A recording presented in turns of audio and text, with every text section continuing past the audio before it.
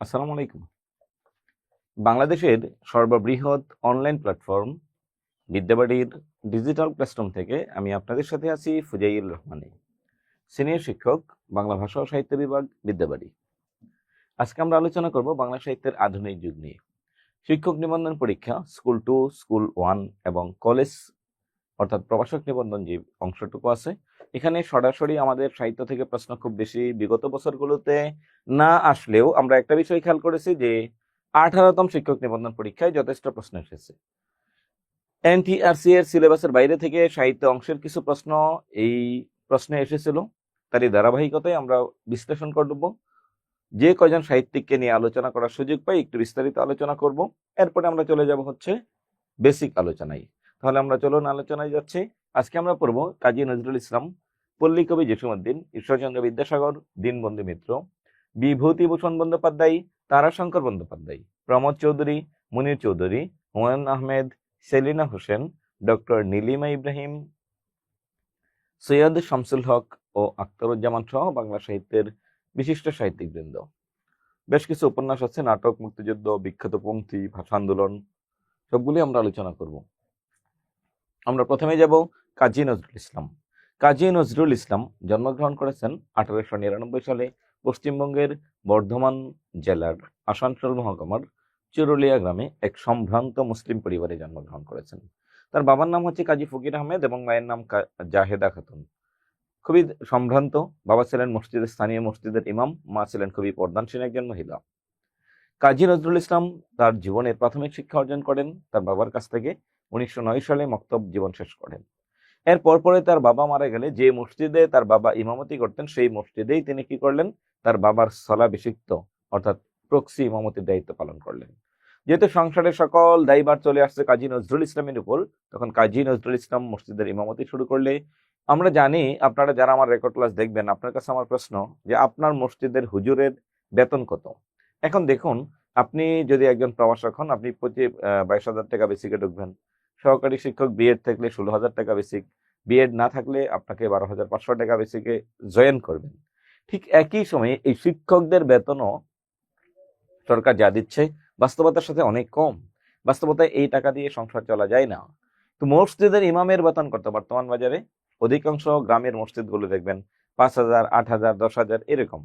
তাও আবার ফিক্সড টাইমে এই হুজুরেরা বেতন পায় না। ঠিক কাজী নজরুল যেহেতু মসজিদের ইমাম, ওনাকেও ঠিক টাইমে বেতন দেওয়া হয় না। যেই অপ্রতুল টাকাটা দেয় এটাও ঠিক টাইমে দেয় না, নজরুল সংসার চালাতে পারে না। তখনই তারই ধারাবাহিকতায় কাজী নজরুল ইসলাম কি করলেন, লেটু গানের দলে যোগ দিলেন। এখানে অনেকগুলো বিষয় আছে। 1910 সালে তিনি কি করলেন, মসজিদের ইমামতি শুরু করলেন 1910 সাল। শুধু এইটাই না, ইমামতির পাশাপাশি তিনি লেটুকালের দলে গান গাওয়া শুরু করলেন।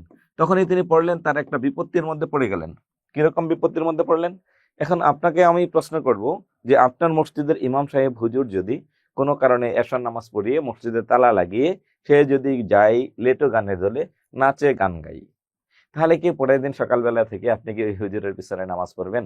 স্বভাবতই আপনি নামাজ পড়বেন না, তাই না? সেম ঘটনা। নজরুলকে মসজিদ থেকে বের করে দিলে নজরুল চলে আসে। এরপর রুটির দোকানে কাজ নেওয়া শুরু করেন।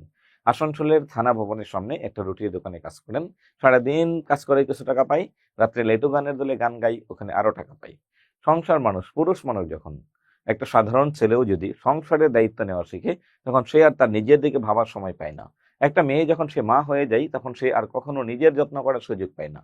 নিজের যত্নের চাইতে সে তার সন্তানকে প্রাধান্য দেয়। পুরুষ যখন একটা সংসারের দায়িত্ব নেয়, তখন সে তার নিজের চাইতে সংসারের মূল্যটা বেশি বুঝে। নজরুল তার সম্পূর্ণ টাকা পরিবারকে দেওয়া শুরু করলো। কোনো একদিন এই দোকানে রুটি নাস্তা খাচ্ছিলেন ময়মনসিংহের ত্রিশাল উপজেলার একজন দারোগা রফিজউদ্দিন। তখন তাকে দেখলো, দেখে বললো যে ছেলেটা খুবই মেধাবী, বাবা পড়তে পড়তে বসবো? তাহলে আমি কেমনে পড়তে বলবো, আমার তো এই ঘটনা। বললো ঠিক আছে, যাও, তোমার মাকে আমি টাকা দিচ্ছি, তুমি আমার বাড়িতে যাও। নিয়ে আসলো ময়মনসিংহের ত্রিশাল উপজেলায়। কত সাল? 1914 সালে নিয়ে আসলেন। আমার বাড়ি হচ্ছে ময়মনসিংহের ত্রিশাল উপজেলায়। আমার পড়ালেখা ইন্টারমিডিয়েট পর্যন্ত এই ত্রিশালেই। কাজী নজরুল ইসলামের স্মৃতি বিজড়িত ময়মনসিংহের বাংলাদেশের সবচেয়ে ফেমাস জায়গা হচ্ছে ময়মনসিংহের ত্রিশাল।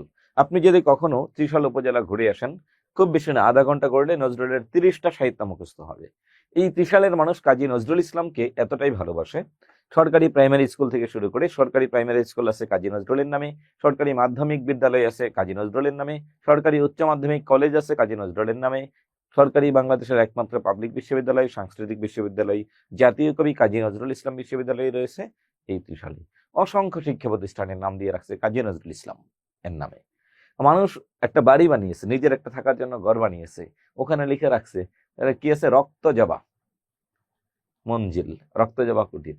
বিশ্ববিদ্যালয়ে যদি আপনি একটু ঘুরেন, বিশ্ববিদ্যালয়ের বাসগুলোর নাম দিয়ে আছে কবি কাজী নজরুল ইসলামের সাহিত্যের নামে। হলের নাম দিয়েছে অগ্নিবীণা হল, দুলন চাপা হল। হাসপাতালের নাম দিয়েছে ব্যথার দান।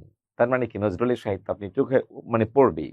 কোচিং সেন্টার আশেপাশের নাম, একটার নাম অগ্নিবীণা কোচিং, একটার নাম দুলন চাপা কোচিং, একটার নাম ধূমকেতু কোচিং, হ্যাঁ, এরপরে আরো অনেকগুলো কোচিং আছে। তার মানে নজরুলের সাহিত্য আপনি রাস্তা দিয়ে হাঁটলে দেখবেন অর্ধেক মুখস্থ হয়ে গেছে। ত্রিশাল হচ্ছে এতটাই কাজী নজরুলের সাথে স্মৃতির সাথে জড়িত। 1915 সালে তিনি ত্রিশাল ছেড়ে চলে যান রানীগঞ্জ, শিয়াসুল হাই স্কুলে ভর্তি হন। সেখানে তিনি প্রি টেস্ট পরীক্ষা পর্যন্ত দেন। এরপরে প্রথম বিশ্বযুদ্ধের দামামা বেজে ওঠে 1919 সাল। তিনি চলে যান প্রথম বিশ্বযুদ্ধে, সাধারণ একজন কবি সৈনিক হিসেবে জয়েন করেন। সেখানে কোয়ার্টার মাস্টার হাবিলদার পর্যন্ত হয়েছেন। যদি প্রশ্ন আসে কাজী নজরুল ইসলাম কোন কবি একজন সৈনিক ছিলেন, তখন আপনাকে উত্তর দিতে হবে কাজী নজরুল ইসলাম একজন সৈনিক ছিলেন। সেনাবাহিনীতে কাজ করেন যখন তিনি এই সেনাবাহিনীতে চাকরি করেন, তখন তিনি 49 নং বাঙালি পল্টনে অবস্থান করেন, পাকিস্তানের করাচি। এই করাচিতে তিনি থাকেন 1917 থেকে 1920 সাল পর্যন্ত। এই সময়টা তিনি কাজী নজরুল ইসলাম বসবাস করেন কোথায়, এই কলকাতায়, 49 নং করাচি, অর্থাৎ বাঙালি পল্টনে। এখানেই তার জীবনের সাহিত্য হাতে খড়ি হয়। আমরা দেখতে পাই 1919 সাল কাজী নজরুল ইসলাম তার জীবনের প্রথম 3টা সাহিত্য রচনা করেন। তার প্রথম কবিতার নাম হচ্ছে মুক্তি। কাজী নজরুল ইসলাম তার জীবনে প্রথম যে কবিতা রচনা করেন তার নাম ছিল কি, মুক্তি কবিতা।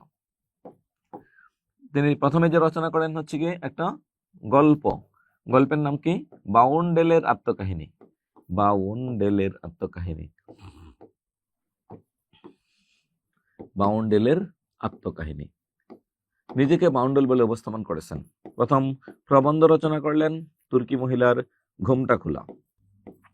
এই হচ্ছে প্রবন্ধ, তুর্কি মহিলার ঘুমটা খোলা। তুর্কি মহিলার ঘুমটা খোলা, তার মানে তুরস্কের মহিলারা কি করে ঘুমটা দিয়েছিল এবং কেন খুললো, এই বিষয়ে বিস্তারিত আলোচনা করেছেন কাজী নজরুল ইসলাম। তুর্কি মহিলার ঘুমটা খোলা। তাহলে চলুন আমরা এখন দেখতে পাই কাজী নজরুল ইসলামের সাহিত্যের হাতে খড়ি কোথা থেকে কোথা পর্যন্ত। কাজী নজরুল ইসলামের সাহিত্যের হাতে খড়ি 1919 সাল, 1920 সাল চলে আসলেন কলকাতায়। কাজ শুরু করলেন দৈনিক নবযুগ পত্রিকার সহযোগী সম্পাদক হিসেবে। তখন এই পত্রিকার সম্পাদক ছিলেন শেরে বাংলা একে ফজলুল হক। এরপরে আসুন 1921 সাল রচনা করলেন বিদ্রোহী কবিতা। 1922 সাল 6 জানুয়ারি কাজী নজরুল ইসলাম কি করলেন, বিদ্রোহী কবিতাটি সাপ্তাহিক বিজলি পত্রিকায় প্রকাশ করেন। 140 লাইন বিশিষ্ট একটা বিখ্যাত কবিতা রচনা করলেন বিদ্রোহী। শুধু এখানেই না, আমরা দেখতে পাই কাজী নজরুল ইসলামের সাহিত্য জীবনের স্বর্ণযুগ 1922 সাল। রচনা করলেন জীবনের একটা বিখ্যাত গ্রন্থ ব্যথার দান, গল্প গ্রন্থ, ফেব্রুয়ারি 1922 সাল। অগ্নিবীণা রচনা করেছেন 1922 সালের সেপ্টেম্বর মাস। তার প্রথম কবিতা, প্রথম কবিতার সংকলন মানে কাব্য। কাব্যের মধ্যে 12টি কবিতা আছে। প্রলয় উল্লাস প্রথম কবিতার নাম কি, প্রলয় উল্লাস। তোরা সবে জয়ধ্বনি কর, তোরা সবে জয়ধ্বনি কর, ওই নতুনের কেতন ওঠে কাল বৈশাখের জ্বর। এটা হচ্ছে কাজী নজরুল ইসলামের প্রলয় উল্লাস, রক্তাম্বর ধারিণীমা, বিদ্রোহী, আনোয়ার, রণভেরি, সাতুল আরব, খেয়া পড়ে তরণী, মহরম, কুরবানি সহ 12টি কবিতা আছে এখানে। কাজী নজরুল ইসলামের প্রথম কবিতা। এই বছর তিনি আরেকটা কবিতা লিখলেন আনন্দময়ীর আগমনে, যেই কবিতা রচনার জন্য কাজী নজরুল ইসলামকে 1 বছরের জন্য জেল খাটতে হয়। আপনার কাছে আমার প্রশ্ন, যিনি আমার এই রেকর্ড ক্লাস দেখতেছেন, আপনি কি কখনো এই কাজী নজরুলের এই কবিতাটা পড়েছেন কিনা? আনন্দময়ীর আগমনে যে কবিতাটি রয়েছে, এই কবিতাটি আপনি কখনো পড়েছেন কিনা? আপনার ক্লাস 5 থেকে শুরু করে একাদশ দ্বাদশ পর্যন্ত প্রত্যেকটা ক্লাসেই কাজী নজরুল ইসলামের একটি গল্প এবং একটি কবিতা পাঠ্য ছিল। তাহলে আপনি এটাকে পড়েছেন কিনা কখনো? যদি পড়ে থাকেন, কংগ্রেচুলেশন, অভিনন্দন। যদি পড়ে না থাকেন, তাহলে আপনার কাছে আমার প্রশ্ন হলো, কেন পড়েন নাই? স্যার, সাহিত্যের বই যেটা ছিল এইটা পড়েই কুল পাই না, হ্যাঁ, এটা পড়বো কখন? আচ্ছা, এখন আসুন। আর কতকাল থাকবে বেটি মাটির ঢালার মূর্তি আড়াল, স্বর্গ যে আজ জয় করেছে অত্যাচারী শক্তি চাড়াল। আনন্দময়ীর আগমনে কবিতার প্রথম 2 পংক্তি। অত্যাচারী শক্তি মানে এই ব্রিটিশরা এই পুরো ধ্বংস অঞ্চল দখল করে বসে আছে। দেব শিশুদের মারছে চাবুক, বীর যুবাদের দিচ্ছে ফাঁসি, কখন আসবি সর্বনাশী? অনেক পাঠা মোষ খেয়েছিস, রাক্ষসী তোর যায়নি খোদা, এই পাশানি এবার নিবি আপন ছেলের রক্ত সুধা, রক্তের সুদ নে তুই, এবার তুই আই পাশানি এবার নিবি আপন ছেলের রক্ত সুধা। তাহলে এখানে যে বিষয়টা দেখুন, এই বিষয়টা একটু বুঝতে হবে আপনাকে। কাজী নজরুল ইসলাম কোন একজন দেবতাকে দেখেছেন, মুজবুকা হই রক্ত তৃষা রক্ত বোখা, তুই আয় পাগলি বেটি তাথই তাথই নৃত্য করে, আয় কাদন কেতন কন্যে ধরে, খাড়াই কেটে কর মা বিনাশ নপুংসকের প্রেমের ফাঁকি। এই শব্দগুলো দ্বারা যখন তিনি লিখছেন, তখন ব্রিটিশ সরকার কাজী নজরুলের উপর ক্ষিপ্ত হয়ে 1 বছরের জেল দেন। জেলে যাওয়ার পর ওখানে বিভিন্ন ধরনের অন্যায় অবিচার দেখে কাজী নজরুল ইসলাম শুরু করলেন, অনশন শুরু করলেন। খাবো না, খাবো না, কোনো মতেই খাবো না। এই অনশন ভাঙার জন্য রবীন্দ্রনাথ ঠাকুর তাকে একটা চিঠি দিলেন, give up hunger strike, our literature claims you, তুমি এই ক্ষুধার অনশন ত্যাগ করো, সাহিত্যে তোমাকে দরকার, তার মানে তুমি ভালো সাহিত্য লিখো। এটা দেখে নজরুল খুব খুশি হলেন। তখন ঘুম থেকে উঠলেন, উঠেই তিনি একটা কবিতা রচনা করলেন, আজি সৃষ্টি সুখের উল্লাসে মোর চোখ হাসে মোর বুক হাসে মোর টক বগিয়ে এখন হাসে।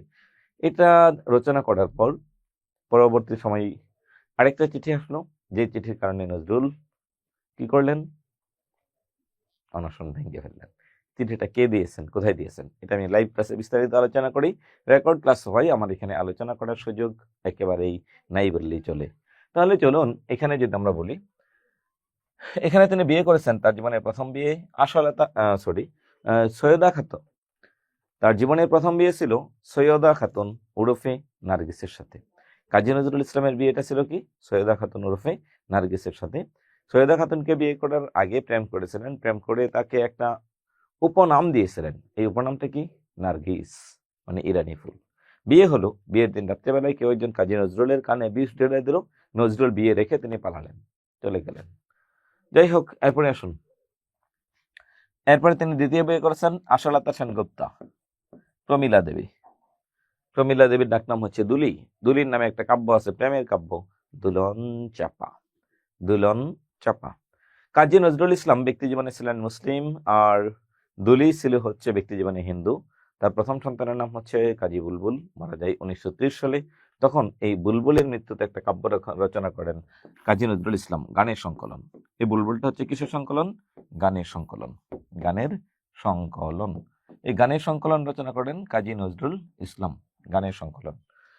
ঘুমিয়ে গেছে শ্রান্ত হয়ে আমার গানের বুলবুলি। এই গানটা একটু ভালো করে শুনবেন, তাহলে বুঝতে পারবেন যে কাজী নজরুল তার ছেলের মৃত্যুতে কি রচনা করেছেন। পরবর্তীতে আমরা দেখি তার দ্বিতীয় সন্তান ছিল হচ্ছে কাজী সব্যসাচী ও কাজী অনিরুদ্ধ। কাজী সব্যসাচী একজনের নাম দেখুন, কাজী সব্যসাচী, আরেকজন অনিরুদ্ধ। আর তাদের মূল নামগুলো শুনলে আপনি একটু অবাক হবেন। একজনের নাম হচ্ছে কৃষ্ণ মোহাম্মদ। কৃষ্ণ মানে হচ্ছে হিন্দু ধর্মের সবচেয়ে জপ করা নাম, বিখ্যাত একটা মানুষ। মোহাম্মদ হচ্ছে হযরত মুহাম্মদ সাল্লাল্লাহু আলাইহি ওয়াসাল্লাম, ইসলাম ধর্মের একজন বিখ্যাত মানুষ। ইসলাম ধর্মের মানুষের প্রত্যেকের নয়নের শিরোমণি।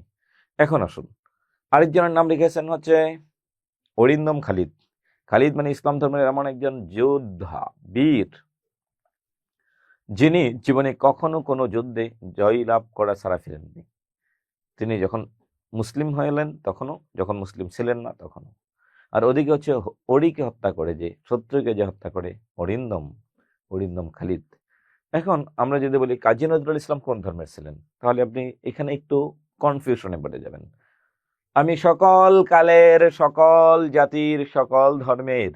কাজী নজরুল যখন রচনা করেছেন কালীকে কেন্দ্র করে, আমার সাধনা মিটিল মনের আশা না পুড়িল, তখন হিন্দু ধর্মের মানুষ তাকে গালি দেয়, এ তো নেরে মুসলিম, মুসলিমের বাচ্চা, কেন আমার দেবী কালীকে নিয়ে কবিতা লিখবে, গান লিখবে। আবার যখন চিত্তরঞ্জন দাস মারা যায়, তখন চিত্তরঞ্জন দাসকে কেন্দ্র করে বলেছিল, রাসূলের পরে যদি কেউ রাসূল হতো, হতো সে চিত্তরঞ্জন। এটা শোনার পর মুসলিম সমাজ থেকে মুরতাদ বলে যখন ফতোয়া দেয়, যে সে তো ধর্ম থেকে খারিজ হয়েছে, কারণ আমরা যারা মুসলিম আমরা হৃদয়ে ধারণ করি হযরত মুহাম্মদ সাল্লাল্লাহু আলাইহি ওয়াসাল্লাম, তিনি মুসলমান, ইসলাম ধর্মের সর্বশেষ নবী। তাকে আমরা আরবিতে বলি খাতামুন নবিয়্যিন অথবা খতমে নবুয়ত। ওনার মাধ্যমে খতমে নবুয়তের পরিসমাপ্তি। কোন মুসলিম যদি বিশ্বাস করে হযরত মুহাম্মদ সাল্লাল্লাহু আলাইহি ওয়াসাল্লামের পর কোন নবী আছে, তাহলে তার ঈমানই থাকবে না। এটা বলার পর যখন কাজী নজরুলকে মুরতাদ ঘোষণা দিল, নজরুল এদি হুজুরদের হাত থেকে, মুল্লাদের হাত থেকে বাঁচার জন্য তখন শুরু করলেন। ইশক, ইশক আরবি শব্দ, ফার্সি শব্দ, এর অর্থ হচ্ছে প্রেম। রাসূলের প্রতি তার একটা প্রেমের উদয় হলো। তিনি তওবা করলেন, তাওবাতান নাসুহা, অর্থাৎ কি একেবারে সুস্পষ্ট এমন তওবা যেটা হচ্ছে একেবারে নিরেট তওবা, যেখানে কোনো ভুল নাই, যেখানে কোনো ধরনের ভেজাল নাই।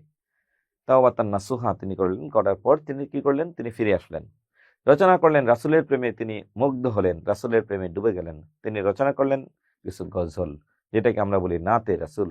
ত্রিভুবনের প্রিয় মোহাম্মদ এলো রে দুনিয়ায়, স্বর্গ মর্ত এবং হচ্ছে কি আছে পাতাল। আইরে সাগর, ত্রিভুবনের প্রিয় মোহাম্মদ এলো রে দুনিয়ায়, আইরে সাগর দেখবি যদি।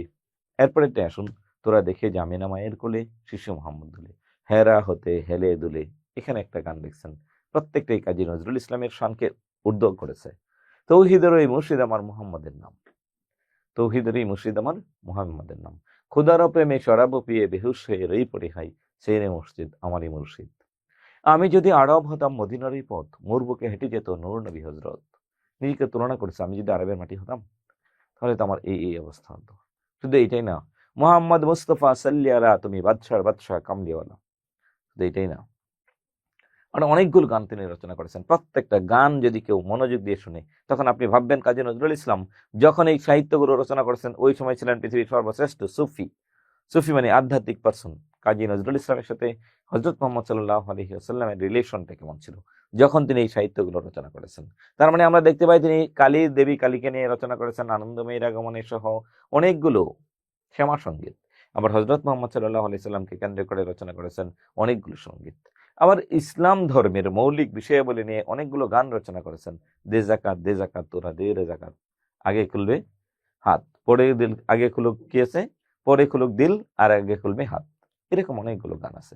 নজরুল সঙ্গীত যদি আপনি শুনতে যান তাহলে আপনি বুঝতে পারবেন যে কাজী নজরুল ইসলাম 56টা গান লিখেছে হযরত মুহাম্মদ সাল্লাল্লাহু আলাইহি সাল্লামের ইশকে পড়ে।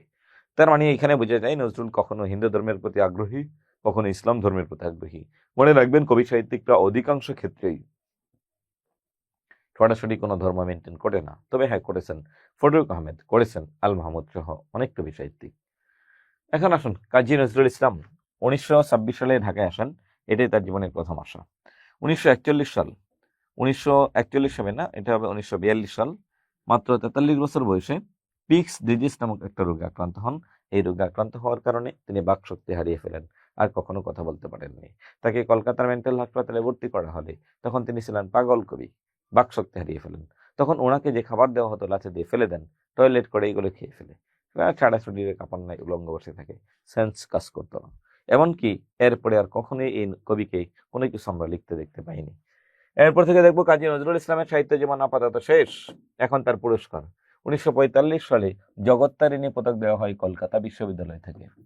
পুরস্কার দিয়ে লাভ কি? এখন দরকার কবির চিকিৎসা, কিন্তু কেউ এই কাজটা করেনি। পদ্মভূষণ উপাধি দেয় ভারত সরকার। টাকা দিলে চিকিৎসা করলে নজরুল হয়তো ভালো হতে পারত, কিন্তু নজরুলকে দেওয়া হলো পদক, সর্বোচ্চ একটা পদক দেওয়া হলো সরকার, ভারত সরকার। এরপর আসুন, 1969 সালে রবীন্দ্র ভারতী বিশ্ববিদ্যালয় থেকে কাজী নজরুল ইসলামকে ডক্টর অফ লিটারেচার উপাধি প্রদান করেন। 1972 সালে 24 মে কাজী নজরুল ইসলামকে বাংলাদেশে নিয়ে আসা হয়। ওই দিনই কাজী নজরুল ইসলামকে বাংলাদেশের জাতীয় কবি উপাধি প্রদান করেন। কাজী নজরুল ইসলামকে বাংলাদেশের জাতীয় কবি উপাধি প্রদান করেন। এরপরে আসুন, 1974 সালে ঢাকা বিশ্ববিদ্যালয় থেকে কাজী নজরুল ইসলামকে ডক্টর অফ লিটারেচার উপাধি প্রদান করা হয়। ডক্টর অফ লিটারেচার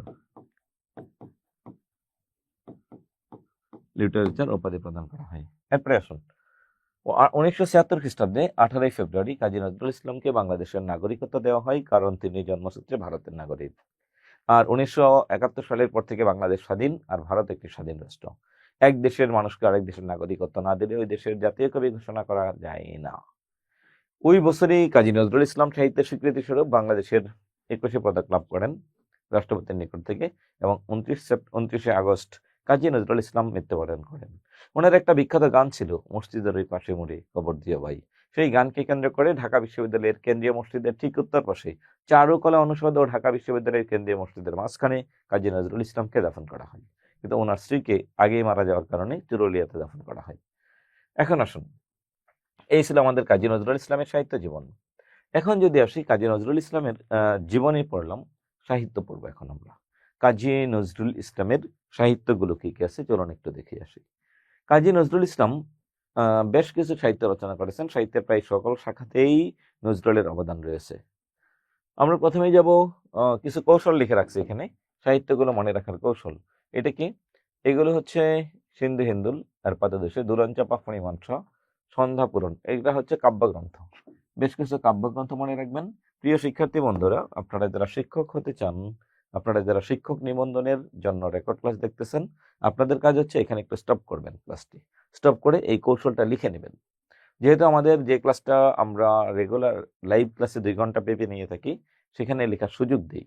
যেহেতু এটা রেকর্ডেড ক্লাস, সো এক্ষেত্রে আপনি যে কাজটা করবেন, এখানে স্টপ করবেন, স্টপ করে এই কাব্যটা লিখবেন।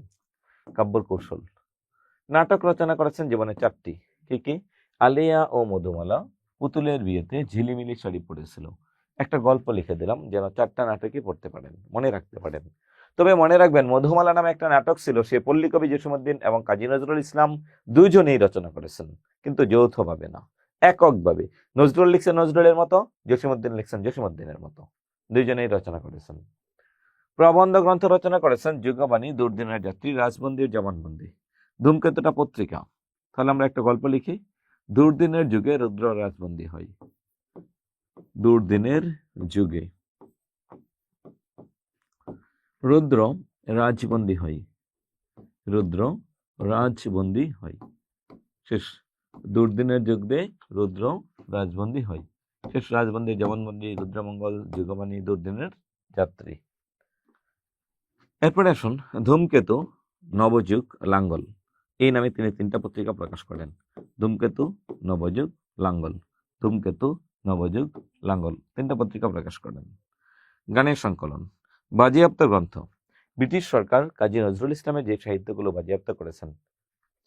বিষের বাসি, একটা লাইনে আমরা সবগুলো নিয়ে আসবো, আপনারা এটা এখান থেকে নোট করে ফেলবেন। বিষ ভাঙ্গার যুগে, আমি এইভাবে না লিখে লিখলাম বিষ, বিষের বাসি, ভাঙ্গার গান, যুগবাণী, চন্দ্রবিন্দু, প্রলয় শিখে।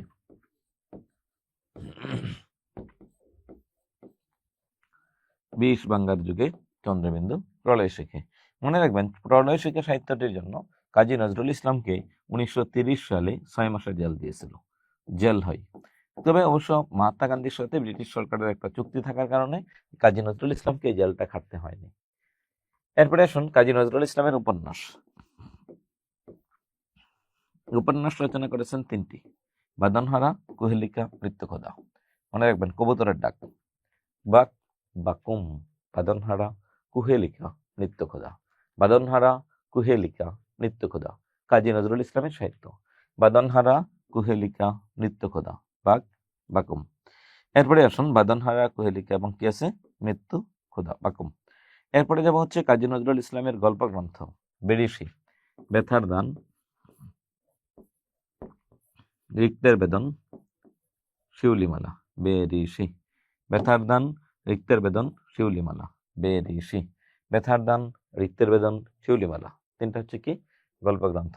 প্রিয় শিক্ষার্থীবৃন্দ, আপনারা যখন নোট করবেন এখানে ভিডিওটা আটকে রাখবেন, যার কারণে আমাদের এই 2 ঘন্টার ক্লাসগুলো 1 ঘন্টা থেকে 1 ঘন্টা 10 মিনিটের মধ্যে শেষ হয়ে যাচ্ছে। যে আমরা ক্লাসে এটা লিখতে দিই, ছেলেমেয়েরা লিখে, কোনো প্রশ্ন থাকলে মাঝখানে করতে পারে, যার কারণে আমাদের প্রত্যেকটা ক্লাস হয় 2 ঘন্টা ব্যাপী। আর আপনাদের রেকর্ডে আমাদের ক্লাসের সংখ্যা, সময়ের সংখ্যা প্রায় 1 ঘন্টা 10, 15, 20 মিনিটের মতো। এই ছিল কাজী নজরুল ইসলামের সাহিত্যকর্ম। আপনার কাজ হচ্ছে এটাকে একটু গুছিয়ে নেওয়া, এটাকে আপনাকে একটু গুছিয়ে নিতে হবে, এটা হচ্ছে আপনার কাজ। এরপরে চলুন, এরপরে হচ্ছে শিশুতোষ কবিতা, কাজী নজরুল ইসলাম। দেখুন, শিশুতোষ কবিতা মানে যে কবিতাগুলো বাচ্চারা পছন্দ করে, বাচ্চাদের জন্য লেখা। এখানে একটা কবিতা আছে, দেখুন, আমি যদি বাবা হতাম, বাবা হতো খোকা। তাহলে কি হতো? বাবা বাচ্চাদেরকে কি করে? বাবা সবসময় শাসন করে, এই বেটা পড়তে বস, হ্যাঁ এটা করলি কেন, ওটা করলি কেন, এটা খালি না কেন, এটা খাবি না কেন, হ্যাঁ এই টাইপের। তখন বাচ্চাদের অবস্থা কি? আমি যদি তোমার জায়গায় থাকতাম, তোমার ইচ্ছা মতো শাসনটা করতাম। হ্যাঁ, এখন আসুন, মোটকু মাইতি বাটকুল রাই, এটা হচ্ছে বাচ্চাদের শিশুতোষ গ্রন্থ। ঝুমকুলতাই জোনাকি, খুকি ও কাঠবিড়ালি, লিচু চোর, কবিতা পড়লে মজা পাবেন। খুকি ও কাঠবিড়ালি কবিতার রচনার একটু ইতিহাসটা বলে রাখি। নজরুলের বাড়িতে একবার তার বন্ধু আসলেন, একেবারে বিখ্যাত একজন মন্ত্রী গোষ্ঠীর একজন বন্ধু আসলেন। তার বন্ধুর বাচ্চাটাকে নিয়ে আসলো। বাচ্চাটাকে যখন নিয়ে আসলেন তখন বাচ্চাটাকে কি করলো, এর আগে যদি একটু বলি, আমরা এখনকার সময়ে যদি কারো বাড়িতে বেড়াতে যাই তাহলে আপনি আমাকে কি করবেন?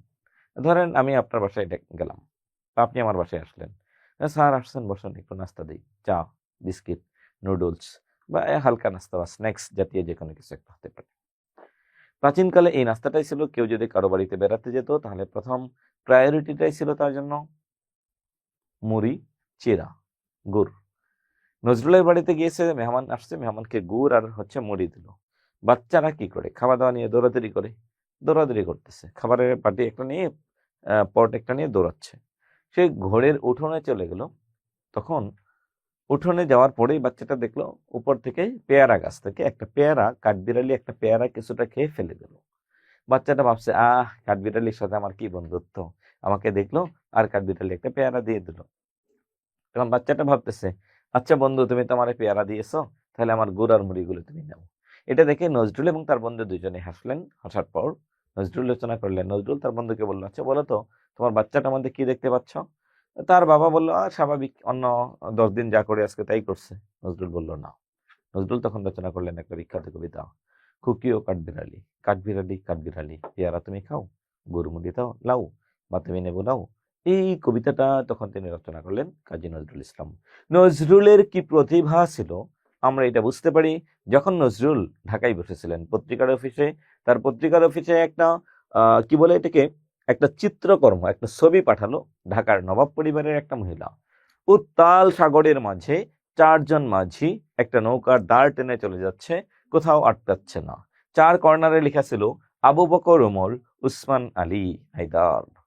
তাহলে এই 4 জনের নাম লেখা থাকার কারণে তখন এই পত্রিকার সম্পাদক নজরুলকে বলেছিল, আপনি এখান থেকে কোনো একটা কবিতা লিখে আমাদেরকে দেখান। তখন তিনি রচনা করলেন খেয়া পারের তরুণী। কবিতাটি ভালো করে পড়ে নেবেন। নজরুলের কি অসামান্য মেধা ছিল, যেটা সৃষ্টিকর্তা শুধুমাত্র হাতে গোনা কয়েকজন মানুষকে পৃথিবীতে দিয়ে থাকেন। যেই নজরুল জীবনে কোনোদিন ক্লাস 10 পর্যন্ত পাশ করতে পারেননি, সেই নজরুলকে নিয়ে আজকে গবেষণা হচ্ছে, পিএইচডি হচ্ছে। বিশ্ববিদ্যালয় থেকে ছেলেরা পাশ করে নজরুলের উপর পড়ালেখা করছে। বিশ্ববিদ্যালয়ের শিক্ষক যিনি হয়েছেন, তখন তিনি উচ্চতর ডিগ্রি পাওয়ার জন্য তিনি পিএইচডি করছেন নজরুলের সাহিত্যকর্ম এবং নজরুলের জীবনীর উপর। এই হচ্ছে কাজী নজরুল ইসলাম। এরপরে আসুন, পত্রিকার কথা বলেছি, সরকার নিষিদ্ধ করেছে বলেছি, প্রকাশিত কাব্যগ্রন্থ বলেছি। এখানে আরো কিছু বিষয় আছে, কাব্য মনে রাখার কৌশল। একটু আগে একটা কৌশল দিয়েছি, এখানে আরেকটা কৌশল আছে। আপনি চাইলে যেটা সহজ মনে করেন সেভাবে মনে রাখতে পারেন। কবিতা। এখন আমরা যাব বেশ কিছু উক্তি। পরীক্ষায় কাজী নজরুল ইসলামের উক্তি আসে, দুর্গম গিরিকান্তার মর দুস্তরা পারাপার লঙ্ঘিতে হবে রাত্রি নিশীথে যাত্রীরা হুঁশিয়ার। দুলিতেছে তরি ফুলিতেছে জল, মাঝি ভুলিতেছে পথ, কে ধরিবে হাল, কার আছে হিম্মত। কে মাঝখানে কিছু একটা ছিঁড়েছে, কার ছিঁড়েছে, কি ছিঁড়েছে, কেমনে। এই কবিতা যদি পড়েন আপনি দেখবেন আপনার শরীরের রক্তগুলো টকবক করে। এই কবিতা যখন পড়বেন তখন আপনার কাছে মনে হবে আপনি একজন পৃথিবীর বিদ্রোহী মানুষ। নারী নাকি পুরুষ এটা মাথায় ঢুকবে না। কাজী নজরুল ইসলামকে বিদ্রোহী কবিতা কেন বলা হয়? আমরা অনেকগুলো কবিতার মধ্যে দেখতে পাই, লাথি মার ভাঙরে তালা, যত সব বন্দিশালা, চল চল চল ঊর্ধ্ব গগনে বাজি মাদল। প্রত্যেকটা কবিতার মধ্যে নজরুল দুলক্ষ বুলক্ষ গুলক্ষ ভেদিয়া ক্ষুধার আসন আরশ সেদিয়া আমি উঠিয়াছি চির বিশ্বই বিশ্ববিদাত্রীর। মানে প্রত্যেকটা লাইনের মধ্যে বিদ্রোহের একটা, মানে কি বলবো, যে এমন হচ্ছে বারুদের গন্ধ থাকে। নজরুলের কবিতার মধ্যে প্রত্যেকটা মধ্যে বারুদের গন্ধ। কুলিয়ে মজুর পড়েন, আপনি মানুষ কবিতায় পড়েন, 80টি বছর কেটেছে প্রভু, তোমায় ডাকিনি কবু, তাই বলে আমায় ক্ষুধার অন্ন বন্ধ করনি কবু। একটা বেটা গিয়েছিল ফকির মসজিদে, যে আজকে তো মসজিদে অনেক সিন্নি দিয়েছে, তখন সে কি বলেছিল, তাহলে আমি কিছু খেতে পারবো। এখন মসজিদের ইমাম চিন্তা করলো, হাই হাই, মানুষকে দেওয়ার পরে এতগুলো বেঁচে গেছে, সব আমি খাবো। সে যখন গিয়ে কিছু খাবার চেয়ে বললো, এক ঝাড়ি দিয়ে পাঠালো, এই বেটা তুই নামাজ পড়িস? মন্দিরে গেল পুরোহিত, সেখানেও সে অট্টখানি, আজকে অনেক খাবার বেঁচে গেল, কেউ খাবার দেয় না। অথচ আমি আর আপনি কত গুনাহ করি, কত অন্যায় করি, সৃষ্টিকর্তা তো আমাদেরকে খাবার বন্ধ করেন না। 80টি বছর কেটে গেছে কবু, তোমায় ডাকিনি কবু, 80টি বছর কেটে গেছে প্রভু, আমার জীবনের 80 বছর শেষ, তোমারে কখনো ডাকিনি, তাই বলে আমার যখন ক্ষুধা পেয়েছে তখনই তো খাবার দিয়েছো, আমি তো তোমাকে কখনো ডাকিনি। এই মসজিদ আর মন্দিরে গিয়েছিলাম, কেউ, তারা ধর্মের নাম করে হলেও আমাকে তারা খাবার দেয়নি। তখন এই লোকটার মনে পড়েছিল যে স্রষ্টার ঘটনা কি, স্রষ্টার ইতিহাস কি। এরপরে আসুন, আপনার দরকার কোন কবিতার লাইন। ওই খেপেছে পাগলি মেয়ের দামাল ছেলে কামাল বাই, অসুর সুরে সুরে উঠেছে জুসু সামাল সামাল তাই। এটা কাজী নজরুল ইসলামের একটা বিখ্যাত উক্তি, 45 BCS এসেছে এটা, যে কামাল পাশা কবিতার লাইন। খেয়াপাড়ের তরুণী কান্ডারি এতরির পাকামাজি মাল্লা, দাড়ি মুখে শাড়ি কানলা শাড়ি কাল্লা। তারা যখন, ওই একটু আগে বলেছিলাম, যখন এই পত্রিকার অফিসের ছবি দেখে নজরুল রচনা করলেন এই কবিতা, এই কাব্য, এই খেয়াপাড়ের তরুণী, তখন তিনি বলেছিলেন দাড়ি মুখে শাড়ি গান, যারা দাড়ি টানছে তাদের মুখে একটা শাড়ি গান আছে। কি শাড়ি গান? লা শাড়ি কাল্লা, আল্লাহ ছাড়া কোনো মাবুদ নাই। কান্ডারি এতরির পাকা মাঝি মাল্লা, যারা এই তরির মাঝে, যারা মাঝির দায়িত্বে আছে, এরা সবাই পাকা পাকা মাঝি মাল্লা, দাড়ি মুখে শাড়ি গান লা শাড়ি আল্লাহ। বিধাতা শিবরালের সুন্দর আবার, ওই হলো পুণ্যের যাত্রীরা খেয়া পার, যাত্রীরা রাত্রিরে হতে এলো খেয়া পার, বজ্রি তুর্যে গর্জেছে কি আবার। এই নদী যতই উত্তাল থাকুক না কেন, এই নদীতে যেই মাঝি চারজন বসেছেন, আবু বকর, ওমর, উসমান, আলী, আর তাদের মুখে শাড়ি গান একটা আছে। কি আমরা জানি শাড়ি গান কারা গায়? নৌকা বাইচের সময় তারা প্রতিযোগিতা করে, নৌকা বাইচ তারা শাড়ি গান গায়। শাড়ি গান লা শারিক আল্লাহ।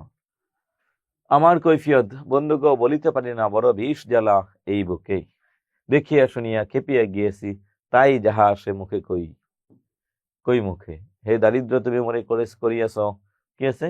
খ্রিস্টের সম্মান তুমি মরে জানিয়ে, সরি, হে দারিদ্র তুমি মরে করেছ মহান, তুমি মরে জানিয়েছ খ্রিস্টের সম্মান। আমি একটা সময় দেখেছি, আমাদের ঢাকা ইউনিভার্সিটিতে একজন ভাই ছিল, তখন আমরা সম্ভবত দ্বিতীয় বা তৃতীয় বর্ষে পড়ি। এক ভাইকে বললাম যে ভাই, আপনার বিসিএস ক্যাডার হওয়ার পিছনে মূল মন্ত্র কি? কেন আপনাকে এই বিসিএস প্রথমবার এত ভালো একটা বিসিএস ক্যাডার হলেন? ওনার বাবা রিক্সা চালক। এটা নিয়ে প্রথম আলো পত্রিকা ফিচার করেছিল যে রিক্সা চালকের ছেলে ঢাকা বিশ্ববিদ্যালয়ের ইসলামিক স্টাডিজ ডিপার্টমেন্ট থেকে পড়ালেখা করে আজকে বিসিএস অ্যাডমিন ক্যাডার হয়েছে। তখন আমি ওনাকে জিজ্ঞাসা করলাম যে ভাই, আপনার ঘটনা কি? আপনার কি সে আপনাকে এত অনুপ্রেরণা দিল যে আপনি প্রথমবারই বিসিএস অ্যাডমিন ক্যাডার হলেন? উনি হেসে বলল, আমি জানি আমি মাস্টার্স পাস করার পর আমার ফ্যামিলিতে আমাকে কিচ্ছু করে দিতে পারবে না। আমার বাবা একটাই কাজ করতে পারবে, যে বাবা আমি রিক্সা চালাইছি, আপনি রিক্সা চালালে বেশি টাকা পাওয়া যায়, এতটুকু বলতে পারবে। অথচ বাবার এই শ্রম ঘাম করা পয়সা দিয়ে যখন আমি বাংলাদেশের সর্বশ্রেষ্ঠ বিশ্ববিদ্যালয়ে ভর্তি হলাম, তখন থেকে আমার পণ ছিল আমাকে একটা ভালো চাকরি করতে হবে। আবার অনেক ছেলেকে আমরা দেখতে পাই, আমরা যখন ইউনিভার্সিটি শেষ করেছি, যে ধনীর দুলাল, হ্যাঁ, উচ্চ মধ্য পরিবার, যে চাকরি হলে হলেও না হলে নাই, ওরা পড়েও না। যখন আপনার পিছনে তাড়না থাকবে, তখনই আপনি সফল হবেন। আপনার পিছনে এই মুহূর্তে তাড়না কি? আমাকে একজন শিক্ষক হতে হবে, শিক্ষক হতে হবে মানে হতেই হবে, তখনই আপনার দ্বারা শিক্ষক হওয়া সম্ভব। এখন আসুন, হে দারিদ্র তুমি মনে করেছো মহান, তুমি মনে জানিয়েছো খ্রিস্টের সম্মান। নারী বিশ্বে যা কিছু আছে, বিশ্বের যা কিছু চির সৃষ্টি মহান কল্যাণকর, মহান সৃষ্টি চির কল্যাণকর, অর্ধেক তার করিয়াছে নারী, অর্ধেক তার নর। ঘর থেকে আপনার নারী যদি আপনাকে পরামর্শ না দেয়, আপনাকে যদি অনুপ্রেরণা না দেয়, বাহিরে গিয়ে কোনো কিছুই করা সম্ভব হয় না। কোনো কালে একা হয়নি জয়ী, পুরুষেরা তরবারি প্রেরণা দিয়েছে, শক্তি দিয়েছে বিজয়া লক্ষ্মী নারী। তার মানে পুরুষের তরবারি একা একা সফল হয়েছে ইতিহাসে, এরকম ইতিহাস খুবই কম। অনুপ্রেরণা দিয়েছে, শক্তি দিয়েছে এই লক্ষ্মী নারী, নারীকে লক্ষ্মীর সাথে তুলনা করেছেন। এটা বলেছি। এই হচ্ছে কাজী নজরুল ইসলাম। কাজী নজরুল ইসলাম অনেকগুলো গান রচনা করেছেন, শুকনো পাতার নুপুর পায়ে। এরপরে কি আছে, অনেকগুলো নজরুল সঙ্গীত আছে। আপনি ভাইবা পরীক্ষার জন্য নজরুলের একটা গান মুখস্থ করে রাখবেন এবং প্র্যাকটিস করবেন। যদি আপনি হন হুজুর মানুষ অথবা ধার্মিক, যে স্যার আমি গান গাইবো না, তাহলে নজরুলের ইসলামিক সঙ্গীত আছে, সেটাও মনে রাখতে পারেন, অথবা সাধারণ কোনো গান মনে রাখতে পারেন। পার্ট 2 আমরা যাচ্ছি বাংলা সাহিত্যের পল্লী কবি খ্যাত জসীমউদ্দীন। পল্লী কবি জসীমউদ্দীন 1909 সালে জন্মগ্রহণ করেছেন। পল্লী কবি জসীমউদ্দীন 1903 সালে ফরিদপুর জেলার তাম্বুলখানা গ্রামে তার মাতুলালয়ে জন্মগ্রহণ করেছেন। পল্লী কবি জসীমউদ্দীন তিনি জন্মগ্রহণ করেছেন কোথায়? ফরিদপুর জেলার তাম্বুলখানা গ্রামে। তিনি পড়ালেখা করেছেন কোথা থেকে? তিনি পড়ালেখা করেছেন এসএসসি এবং এইচএসসি, যেটা এটা ফরিদপুর থেকে পড়ালেখা করেছেন। পরবর্তীতে তিনি অনার্স পাস করেছেন কলকাতা বিশ্ববিদ্যালয়ের বাংলা বিভাগ থেকে। যখন তিনি কলেজে পড়েন, কলেজের ছাত্র অবস্থায় পল্লী কবি জসীমউদ্দীনের একটা কবিতা ভাইরাল হয়, যেই কবিতাটি হচ্ছে রাখালি কাব্যগ্রন্থের অন্তর্ভুক্ত। রাখালি, এটা তার প্রথম প্রকাশিত কবিতা কাব্যগ্রন্থ। এই কাব্যের মধ্যে কবিতার সংখ্যা আছে 19টি। কয়টি কবিতা আছে? 19টি কবিতা আছে এই কাব্যের মধ্যে। তার একটা বিখ্যাত কবিতা হচ্ছে কবর। আপনারা কেউ পড়েছেন কিনা? যে কবর কবিতা পল্লী কবির জীবনে খ্যাতি এনে দিয়েছিল একেবারেই যখন উচ্চ মাধ্যমিকে পড়েন। যখন তিনি উচ্চ মাধ্যমিকে পড়েন তখন তাকে খ্যাতির পাহাড় এনে দিয়েছিল। এইখানে তোর দাদির কবর ডালিম গাছের তলে 30 বছর ভিজিয়ে রেখেছি দুই নয়নের জলে। আমরা একটা বিষয় দেখতে পাই, এই কবিতাটা 1923 সালে রচনা করেছে। যখন 2023, আজকে 2024 সাল, আমি আজকে পড়লে আমার কাছে মনে হয় এই কবিতাটা একটা জীবন্ত কবিতা। আজকে থেকে 1000 বছর পরেও যদি এই কবিতা কেউ পড়ে, তবু তার কাছে মনে হবে এটা একটা জীবন্ত কবিতা। যখন আমি পড়ি, আপনি একটু খেয়াল করেন তো, কি সুন্দর একটা সিন, রোমান্টিকতা। এতটুকু তারে ঘরে এনেছিল সোনার মতো মুখ, পুতুলের বিয়ে ভেঙে গেল বলে কেঁদে বাসাইতো বুক। তার মানে প্রাচীনকালে মেয়েদের ছোট সময় বিয়ে হতো, আর ছোট সময়ের বাচ্চারা পুতুল খেলা নিয়ে কান্নাকাটি করতেই পারে। এখানে ওখানে ঘুরিয়া ফিরিয়া বিবে হইতাম সারা, সারা বাড়ি বড়ি এত সোনামোর ছড়াইয়া দিল কারা। যাইবার কালে ফিরে ফিরে তারে দেখে লইতাম কত, এক কথা লইয়া ভাবি সব মোরে তামাশা করিত শত। নতুন বিয়ে করেছি তো, নতুন বউ দেখতে মন চাই, বারবার পিছনে ফিরে ফিরে তাকাই। কিন্তু দেখুন, এটা নিয়ে ভাবি সবরা অনেক তামাশা করতো, হয়েছে হয়েছে আর দেখতে হবে না, কেউ নিয়ে যাবে না, হ্যাঁ, এই টাইপের। শাপলার হাটে তরমুজ বেচি 6 পয়সা করে দেরি, বাপের বাড়ি যাইবার কালে কহিতে ধরিয়া পা, আমারে দেখিতে যাইও কিন্তু জানতলির গা। সংসারের প্রত্যেকটা সিন আমরা এখানে ফিল করছি যে রোমান্টিকতায় পরিপূর্ণ ছিল। বাপের বাড়ি যাওয়ার সময় তারা পায়ে ধরে বলতো, আমারে দেখতে উজানতলির গায়ে যেও। উজানতলির গা মানে আমার বাপের বাড়ি। শাপলার হাটে তরমুজ বেচে 6 পয়সা করে দেরি। শাপলার হাটে যে আমি তরমুজ বিক্রি করি, সেখানে অল্প কিছু দেরি মানে 1.5 গুণ লাভ করি। তামাক মাজন লইয়া বাটে সন্ধ্যাবেলায় ছুটে চলিতাম শশীর বাড়ির। সেই তামাক মাজন পেয়ে তোর দাদি যে কি খুশি হতো দেখতিস যদি চেয়ে। নথ নেড়ে নেড়ে কহিত হাসিয়া, এতদিন পরে এলে, পথ পানি চেয়ে আমি যে হাতাই, কেঁদে মরি আঁখি জ্বলে, তোমার জন্য আমি কত কান্নাকাটি করি, এতদিন পরে আসলা তুমি। আমারে ছাড়িয়া এত ব্যথা যার, কেমন করিয়া হাই, কবর দেশেতে ঘুমিয়ে রয়েছে নিঝুম নিরালাই। এইবার একটু ফিল করেন, তার কথা হচ্ছে আমার সাথে তার কত রোমান্টিক একটা সংসার ছিল, হঠাৎ করে সে মারা গেল। যখন সে মারা গেল, আজকে নির্ঝুম নিরালাই কবরের মধ্যে বসে সে কি করে, হাত জোর করে দোয়া মাংলে দো, আই খোদা দয়াময়, আমার দাদির তরাতে যেন গো ব্যস্ত নিশ্চিত ভয়। কতটা সুন্দর পরিপাটি একটা সংসারকে তার দাদির মৃত্যুর মধ্য দিয়ে একটা পরিচয় শেষ। আর এই বৃদ্ধ দাদা জীবনের শেষ মুহূর্তে তার একমাত্র নাতনিকে নিয়ে কবরস্থানে ঢুকে প্রথম কবরেই দেখলো তার হচ্ছে ওয়াইফের কবর। এই কবর থেকে পরিচয় করিয়ে দেওয়া শুরু। এরপরে শুধু এতটুকুই না, তার সংসারে একটা সোনার ছেলে ছিল। সেই ফাল্গুনে তোর বাপ তোর আমারে কাছে ডাকি, কহিল বাজান, কি যেন করে শরীর আজিকে থাকি থাকি। এই তো পরপর কেমন যেন লাগে। ঘরের মেঝেতে সপটি বসিয়ে কহিলাম বাসা সও, সেই শোয়া তার শেষ শোয়া হবে, তাহা কি জানি তো কেউ। শেষ মারা গেল। এরপরে কি আছে, তার মা মারা গেল, বাচ্চাটার মা। যাইবার কালে তোরে কাছে ডেকে কহিল বাসারে যাই, দুরাল আমার জাদুরে আমার লক্ষ্মী আমার ওরে, কত ব্যথা মোর আমি জানি তাহা, ছাড়িয়া যাইতে তোরে। এখানে প্রত্যেকটা মৃত্যুকেই পল্লী কবি জীবন্ত করে তুলেছেন। আপনার যদি বাবা মারা গিয়ে থাকে, আপনি এই কবিতা শোনার সাথে সাথে আপনার কাছে ফিল হবে আমার মা মারা গিয়েছে। আমি যখন এই লাইন পড়ে আমার গায়ে লোম দাঁড়িয়ে যায়, স্টিল নাও এই মুহূর্তে 100 বার পড়লে 100 বারই লোম দাঁড়াবে। কত ব্যথা মোর আমি জানি তাহা, ছাড়িয়া যাইতে তোরে, দোলাল আমার জাদুরে আমার লক্ষ্মী আমার উড়ে, কত ব্যথা মোর আমি জানি তাহা, ছাড়িয়া যাইতে তোরে, ফুটাই ফুটাই দুইটি গণ্ড বিজয়ে নয়ন জলে, কি যেন আশিস করে গেল তোরে মরণ ব্যথার চলে। মা যখন মারা গেল তখন তো তার কষ্ট, বাবা আল্লাহ আমি মারা গেলাম, আমার ছেলেটার কি হবে। হ্যাঁ, প্রণমিয়া পাটনি কহিল, হ্যাঁ আমার সন্তান যেন থাকে দুধে ভাতে। প্রত্যেকটা মায়ের রক্তিতে এরকম। শুধু এটাই কি, আমার ছেলের ঘরে একটা মেয়েও ছিল, তার মানে বিশাল সময়ের একটা সংসার ছিল। সেই মেয়েকে বনেদের মানে একটা বনেদের বাড়ি, কাজীদের বাড়িতে বিয়ে দিয়েছিল, সুখ পাইনি।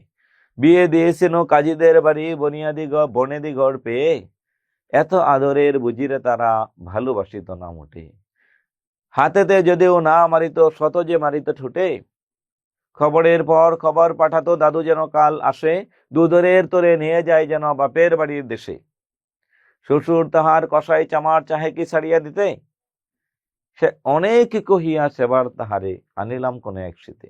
দেখুন, আমিও তো শ্বশুর ছিলাম। আমাকে যখন আমার ছেলে বউ বলেছিল স্বামীর মাথালখানি ঝুলাইয়া দিয়ে বাই, সেই মাথাল পচিয়া গলিয়া মিশিছে মাটি শোনে। আমাকে বললো আমি তো মারা যাচ্ছি, আমার স্বামীর একটা স্মৃতি আছে, মাথাল মানে মাতলা, মাথার টুপি কৃষকদের, এটা আমার কবরের বাম পাশে ঝুলাইয়া রেখো। আমি শ্বশুর হিসেবে ঝুলাইয়া রাখলাম, সেই মাথাল পচিয়া গলিয়া মাটি হয়ে গেছে। আর এও তো শ্বশুর, শ্বশুর তাহার কষাই চামার, চাহে কি ছাড়িয়া দিতে, তারে ছাড়ে না। সেই সোনামুখ মলিন হয়ে ফুটে না তথাই হাসি। এই মেয়েটার মুখটা এই যে মলিন হলো, আর কখনো সেখানে কোনো হাসিই ফুটে না। পল্লী কবি জসীমউদ্দীনের প্রত্যেকটা কবিতা ছিল অমর। 1000 বছর পরে এই কবিতা থাকবে অমর। যদি মনে করেন আপনার বোনটা শ্বশুর বাড়িতে নির্যাতিত, তখনই আপনার কাছে মনে হবে পল্লী কবির কবিতা। কি কবিতা? শ্বশুর তাহার কষাই চামার, চাহেকে ছাড়িয়া দিতে, হাতেতে যদিও না মারিত, অথচ মারিত ঠোঁটে। আপনার মা মারা গেলে, আপনার বাবা মারা গেলে ফিল করবেন পল্লী কবি জসীমউদ্দীনের কবর কবিতা। এরপরে কি আছে, তার ছোট একটা মেয়ে ছিল, এটা সবাই যখন মারা গেল তখন তাকে রেখে গজনার হাটে গিয়েছিল। তখন সেখান থেকে ফেরার পর দেখলো সেই প্রতিমা পুতুলের মতো সাপে কামড় দিয়ে তারে মেরে ফেলছে। সর্বশেষ এই মোর হাতে কোদাল ধরিয়া কঠিন মাটির তলে, কত সোনামুখ গাড়িয়া দিয়েছি কঠিন নোনা জলে। মসজিদ হইতে আজান হাকিছে বড় সকলন সুর, মোর জিয়া বোনের রোজ কিয়ামত ভাবিতেছে কত দূর। হাত জোর করে দোয়া মাং দাদু, আই খোদা দয়াময়, ব্যস্ত নসিব করিও আজিকে সকল মৃত্যু ব্যথিত প্রাণ। এই হচ্ছে কবিতা। এই কবিতা যখন কলকাতা বিশ্ববিদ্যালয়ের স্যারদের দৃষ্টিগোচর হলো, যে পড়ে তার কাছে তাদের পরিবারের পারিবারিক মৃত্যুগুলো বেশি ওঠে, যে স্যার মাত্র বিয়ে করেছে, যে স্যার সুখে সংসারে আছে, ওই স্যারের চোখের মধ্যে শুধু রোমান্টিকতা বেশি বেড়ায়। যার মা মারা গেছে তার কাছে মায়ের ফিলিংস, যার বাবা মারা গেছে তার কাছে বাবার ফিলিংস, যার বোনটা শ্বশুর বাড়িতে নির্যাতিত তাকে বোনের ফিলিংস, যার ছোট্ট একটা মেয়ে মারা গেছে তার লাস্টে হচ্ছে এই পুতুলের মতো মেয়ের প্রতি ফিলিংস। কবিতাটা জীবন্ত হয়ে উঠলে তখনকার সময়ে তার এই কবিতা বাংলা, বিহার এবং উড়িষ্যার মাধ্যমিক স্তরে পাঠ্য করে দেওয়া হয়। পল্লী কবি জসীমউদ্দীনের কবর কবিতা। দেখুন, পল্লী কবি জসীমউদ্দীনের আরেকটি বিখ্যাত কবিতার নাম হচ্ছে নকশিকাঁথার মাঠ। তিনি ছিলেন পড়ালেখা শেষ করে দীনেশ চন্দ্র সেন কলকাতা বিশ্ববিদ্যালয়ের একজন অধ্যাপক ছিলেন। দীনেশ চন্দ্র সেন স্যারের তত্ত্বাবধানে তিনি পল্লী গীতি সংগ্রহের কাজ করতেন। ময়মনসিংহ গীতিকা সংগ্রহের জন্য তিনি চন্দ্রকুমার দে এর সাথে গিয়েছিলেন ময়মনসিংহ জেলার গফরগাঁও উপজেলায়। সেখানে গিয়ে দেখা হয় রূপাই নামে এক ছেলের সাথে। এই গায়ের এক চাষার ছেলে, লম্বা মাথার চুল, কালো মুখে কালো ভ্রমর, কিসের রঙিন ফুল, জালিলাওয়ের ডগার মতো বাহু দুখান সরু। এখন আসুন, এই কবিতা রচনা করেছেন এই নকশিকাঁথার মাঠে গফরগাঁও থেকে। গফরগাঁও দিক গিয়ে তিনি আটকে গেলেন বৃষ্টির জন্য। দেখলেন এই অঞ্চলের মহিলারা খুব সুন্দর সুন্দর কাঁথা সেলাই করে, নকশি করে। তখন তিনি রচনা করলেন নকশিকাঁথার মাঠ এই কাব্যটি। নকশিকাঁথার মাঠ এই কাব্যটি তিনি রচনা করলেন। এরপরে আসুন, এরপরে হচ্ছে এই কাব্যটি অবশ্য ইংরেজিতে ট্রান্সলেট করা হয়। ইংরেজিতে ট্রান্সলেট করেছিলেন একজন ইংরেজ কবি। কি নামে করেছিলেন? The field of the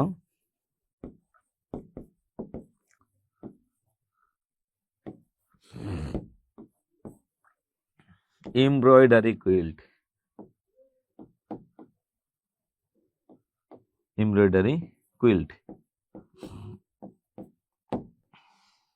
the field of the embroidery quilt নামে তিনি এটাকে এম মিলফোর্ড এটাকে কি করেছেন? ট্রান্সলেট করেছেন।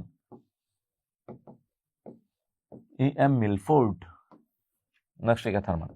এখন আসুন, পল্লী কবি জসীমউদ্দীনের সুজন বাতিয়ার ঘাট সহ বেশ কিছু সাহিত্য আছে, আরো কিছু কাব্য আছে। এই তার কাছে বেশ কিছু উক্তি আছে, উক্তিগুলো পড়বেন। যেই ঘর সেই ঘরেতে একলা বসে ডাকছে আমার মা, রাখাল ছেলে। এরপরে কি আছে? ক্ষেতের পরে ক্ষেত চলেছে, ক্ষেতের নাহি শেষ। হ্যাঁ, মাথার পরে কালো কালো মেঘেরা এসে বেড়ে, বুনো হাতির দল এসেছে আকাশখানি ছেড়ে। কাব্যগ্রন্থগুলো মনে রাখার কৌশল। কাহিনী কাব্য আছে বেশ কিছু, কোনটা ভ্রমণ কাহিনী, চলে মুসাফির হলদে পীরের দেশে, যে দেশে মানুষ বড়। এরপরে হচ্ছে রঙ্গিলা নায়ের মাঝি, জারি গান।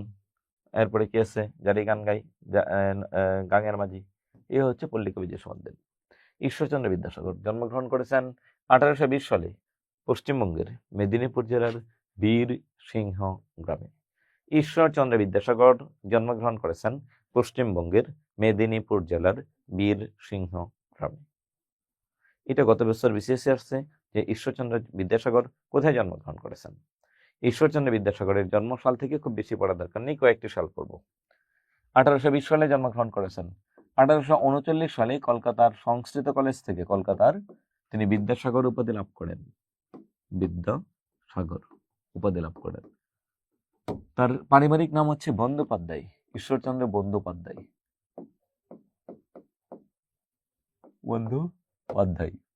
কিন্তু তিনি স্বাক্ষর করতেন ঈশ্বরচন্দ্র শর্মা নামে। শর্মা নামে তিনি কি করতেন? স্বাক্ষর করতেন। 1839 সাল। 1841 সাল তিনি জয়েন করেন ফোর্ট উইলিয়াম কলেজে। 41 থেকে 47 সাল পর্যন্ত এখানে চাকরি করেন। 1848 সাল থেকে তিনি কি করলেন? জয়েন করলেন হচ্ছে সংস্কৃত কলেজে। সংস্কৃত কলেজে জয়েন করলেন এবং সংস্কৃত কলেজের অধ্যক্ষ পদ থেকে 1858 সালে রিটায়ারমেন্টে আসেন। তিনি 4টা গ্রন্থ থেকে বাংলায় অনুবাদ করেছেন। এই 4টা অনূদিত গ্রন্থ মনে রাখতে হবে। আমি ভাগ ভাগ করে বলে দিচ্ছি যেন আপনি সহজ থেকে সহজতর উপায়ে এটাকে মনে রাখতে পারেন। মনে রাখার কৌশলটিকে আমরা বলে দিচ্ছি।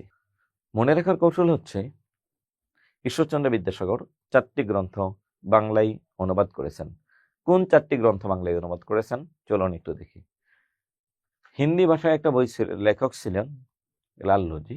এই লাল্লুজির একটা বই ছিল বেতাল 25। এই বেতাল 25 থেকে তিনি বাংলায় অনুবাদ করেছেন বেতাল পঞ্চবিংশতি গ্রন্থটি। বেতাল পঞ্চবিংশতি, বেতাল পঞ্চবিংশতি যে গ্রন্থটি তিনি কি করেছেন? অনুবাদ করেছেন। বেতাল পঞ্চবিংশতি এই গ্রন্থ অনুবাদ করেছেন 1847 সালে। এই গ্রন্থ অনুবাদের মধ্য দিয়ে বাংলায় জ্যোতিচিহ্নের প্রবর্তন করেছেন। এই জন্য ওনাকে বলা হয় বাংলায় জ্যোতিচিহ্নের জনক। জ্যোতিচিহ্ন। শকুন্তলা, অভিজ্ঞান শকুন্তলম থেকে তিনি অনুবাদ করেছেন শকুন্তলা। রামায়ণ থেকে রচনা করেছেন সীতার বনবাস, রামায়ণ থেকে। শেক্সপিয়ারের কমেডি অফ ইরোর্স থেকে অনুবাদ করেছেন ভ্রান্তি বিলাস। 4টা বই তিনি অনুবাদ করেছেন। ভ্রান্তি বিলাস, বিলাসিতা বিলাসিতা করে করে কি করে? ভ্রান্তি করে। 2 ভাই একই চেহারা, যমজ ভাই। 2 বোনকে বিয়ে করেছে, একই চেহারা, যমজ বোন। আবার 2 জনকে কাজের লোক রেখেছে, একই চেহারা, তার নাম হচ্ছে কি? যমজ। একই চেহারা। এখন হাজবেন্ড বলে যায় কে তার ওয়াইফ, ওয়াইফ বলে যায় কে তার হাজবেন্ড।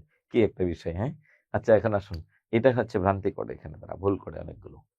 এরপরে আসুন কাজী নজরুল ঈশ্বরচন্দ্র বিদ্যাসাগর, ওনার স্কুল পাঠ্য ও মৌলিক রচনা। শব্দ মঞ্জুরি, শ্লোক মঞ্জুরি, আখ্যান মঞ্জুরি, বর্ণ পরিচয়, এই 4টা বই রচনা করেন। এবং ব্যাকরণ রচনা করেন একটা ব্যাকরণ গ্রন্থ, তার নাম হচ্ছে ব্যাকরণ কৌমুদী। ব্যাকরণ কৌমুদী গ্রন্থটি তিনি রচনা করেন। এরপরে আসুন তার বন্ধুর বালিকা কন্যা প্রভাবতী মারা গেলে প্রভাবতীকে কেন্দ্র করে তিনি একটি মৌলিক রচনা করেন। প্রভাবতী মৌলিক সাহিত্য রচনা করেন, প্রভাবতী সম্ভাষণ। প্রভাবতী সম্ভাষণ। ঈশ্বরচন্দ্র বিদ্যাসাগর বিবাহ নিয়ে 3টা বই লিখলেন। বাল্য বিবাহের দোষ। প্রাচীনকালে যে অল্প বয়সে মায়ের কোলে থাকতে বাচ্চাদের বিয়ে হতো, এটার নেগেটিভ সাইড কি কি? বিধবা বিবাহ প্রচলিত হওয়া উচিত কিনা, এত বিষয়ক প্রস্তাব 1855। 1856 সালে লর্ড ডালহৌসি নাকি লর্ড ওয়েলেসলি, কে? কোন একজন লর্ডের সাথে তিনি চুক্তি করে 1856 সালে কি করলেন? তিনি এই বিধবা বিবাহ প্রথা চালু করলেন।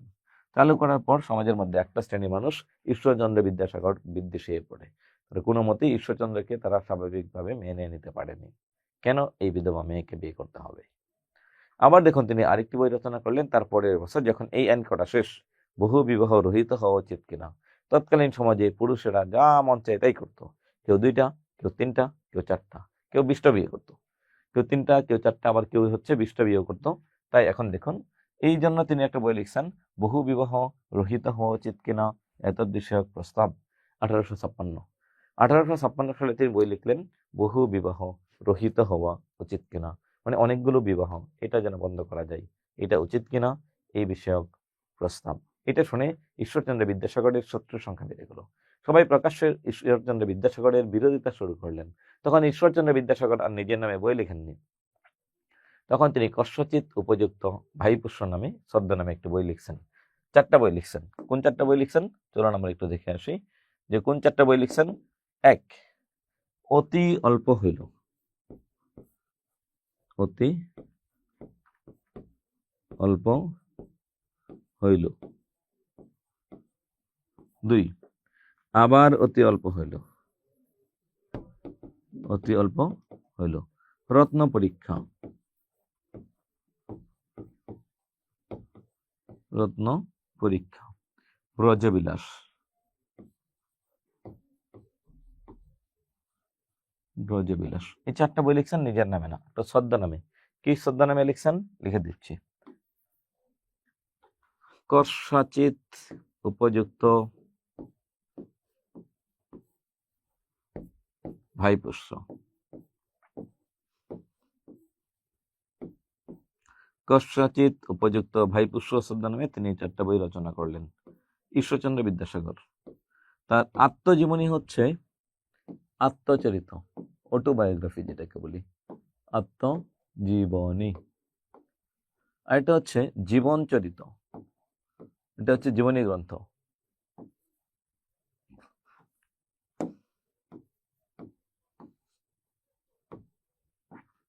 জীবন চরিত, জীবন চরিত গ্রন্থটি তিনি কি করলেন? রচনা করেন। শেষ। এই হচ্ছে ঈশ্বরচন্দ্র বিদ্যাসাগর। বেশ কয়েকটা পত্রিকা সম্পাদনা করেছেন। এতটুকু পড়লেই ঈশ্বরচন্দ্র বিদ্যাসাগর আপনার শিক্ষক নিবন্ধন পরীক্ষার জন্য উপযুক্ত হবে। ঈশ্বরচন্দ্র বিদ্যাসাগরকে বলা হয় বাংলা গদ্যের জনক, বাংলায় জ্যোতিচিহ্নের প্রবর্তক।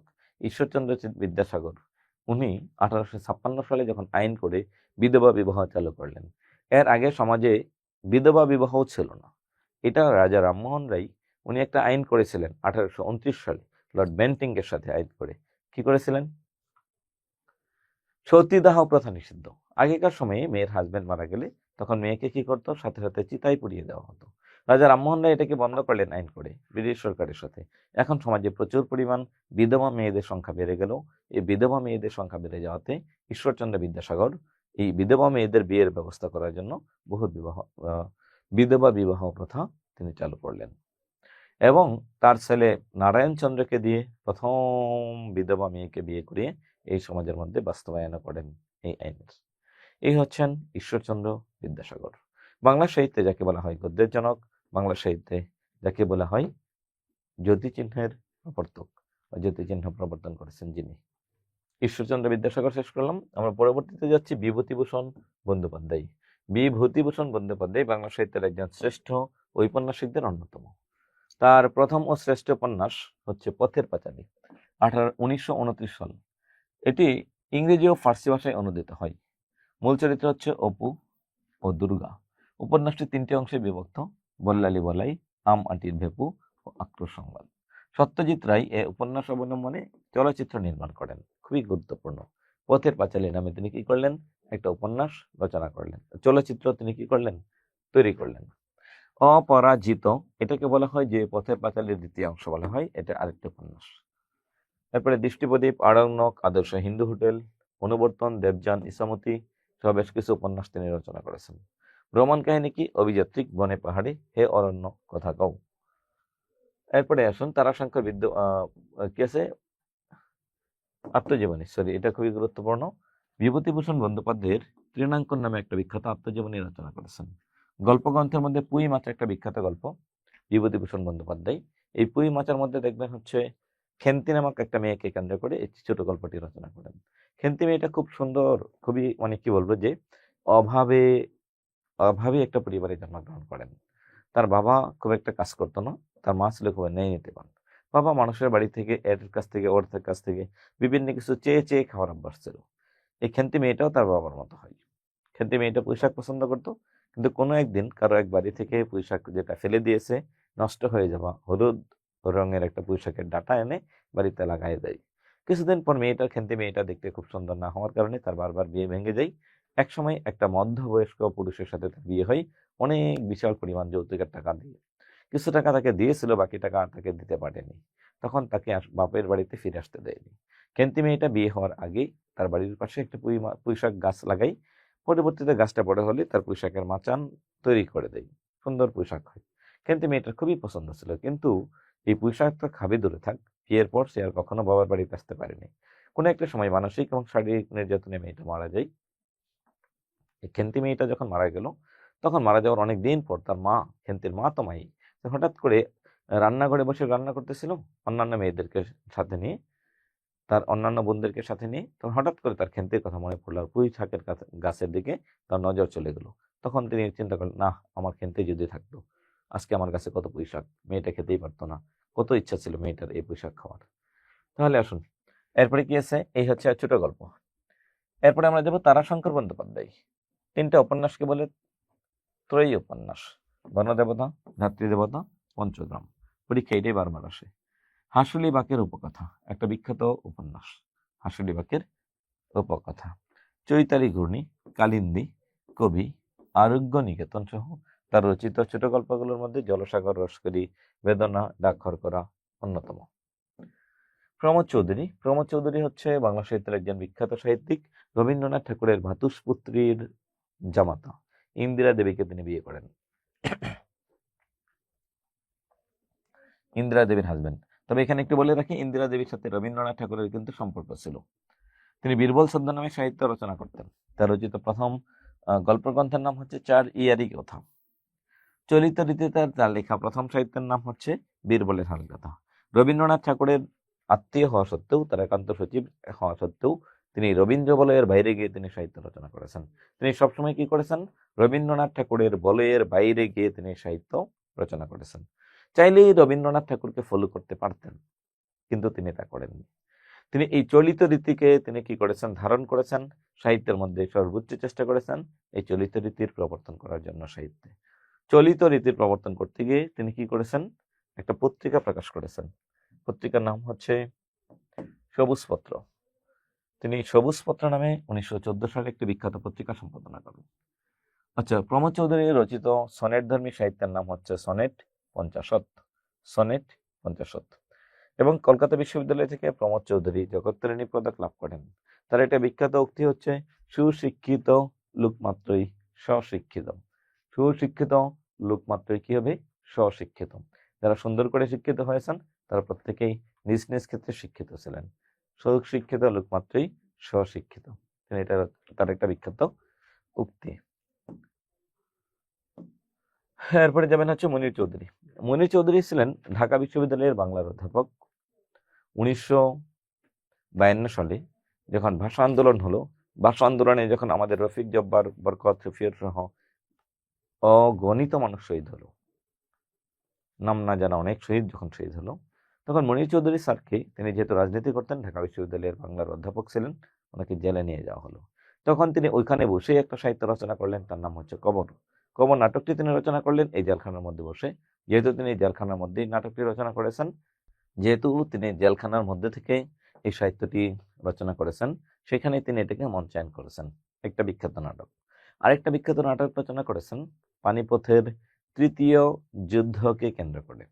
কেমন? আহমদ শাহ আবদালী এবং মারাঠাদের যুদ্ধ। একদিকে আহমদ শাহ আবদালী, ইব্রাহিম কাদ্দি, মারাঠা, তিনি মুসলিম হয়েও নন মুসলিম মারাঠাদের সেনাপতি ছিলেন। আর এদিক দিয়ে তার ওয়াইফ জুহুরা, তিনি ছিলেন মুসলিমদের সেনাপতি। যুদ্ধ করেন, ইব্রাহিম কাদ্দি আহত হন। পরবর্তীতে তাকে মুসলমানরা নিয়ে আসলেও তিনি আর বেঁচে থাকতে পারেননি। নিয়ে আসার আগেই তিনি মারা যান। এখন আসুন, মনির চৌধুরী স্যার ঢাকা বিশ্ববিদ্যালয়ের বাংলার অধ্যাপক ছিলেন। তিনি জন্মগ্রহণ করেছেন মানিকগঞ্জ জেলায়, কিন্তু তার পৈতৃক নিবাস ছিল কোথায়? নোয়াখালী। 1935 সালে প্রথম বাংলা টাইপ রাইটিং এর কিবোর্ড নির্মাণ করেন। আমরা আজকে যে বাংলা টাইপ মেশিনে লিখি, এটা তৈরির সময় নাম ছিল মনির অপটিমা। মনির চৌধুরী শহীদ বুদ্ধিজীবী হিসেবে পরিচিত। 1971 সালের 14ই ডিসেম্বর উনি নিহত হন। 14ই ডিসেম্বর নিহত মানে শহীদ হন, ওনাকে হত্যা করা হয় অন্যান্য বুদ্ধিজীবীদের সাথে। এরপরে আসুন, এরপরে যাবেন হচ্ছে নাটকের মধ্যে রক্তাক্ত প্রান্তর, পানিপথের তৃতীয় যুদ্ধ, কবর একটা নাটক। 910 যে বইটা আছে, 910 বইটা হচ্ছে কি বাংলা ভাষার ব্যাকরণ, যে বোর্ড বই। আমরা এতদিন যে ব্যাকরণ ক্লাসগুলো করেছি আমাদের এখানে, সবগুলো এই মনির চৌধুরী স্যারের বাংলা ভাষার ব্যাকরণ নামক একটি বই থেকে পড়ানো হয়েছে আপনাদেরকে।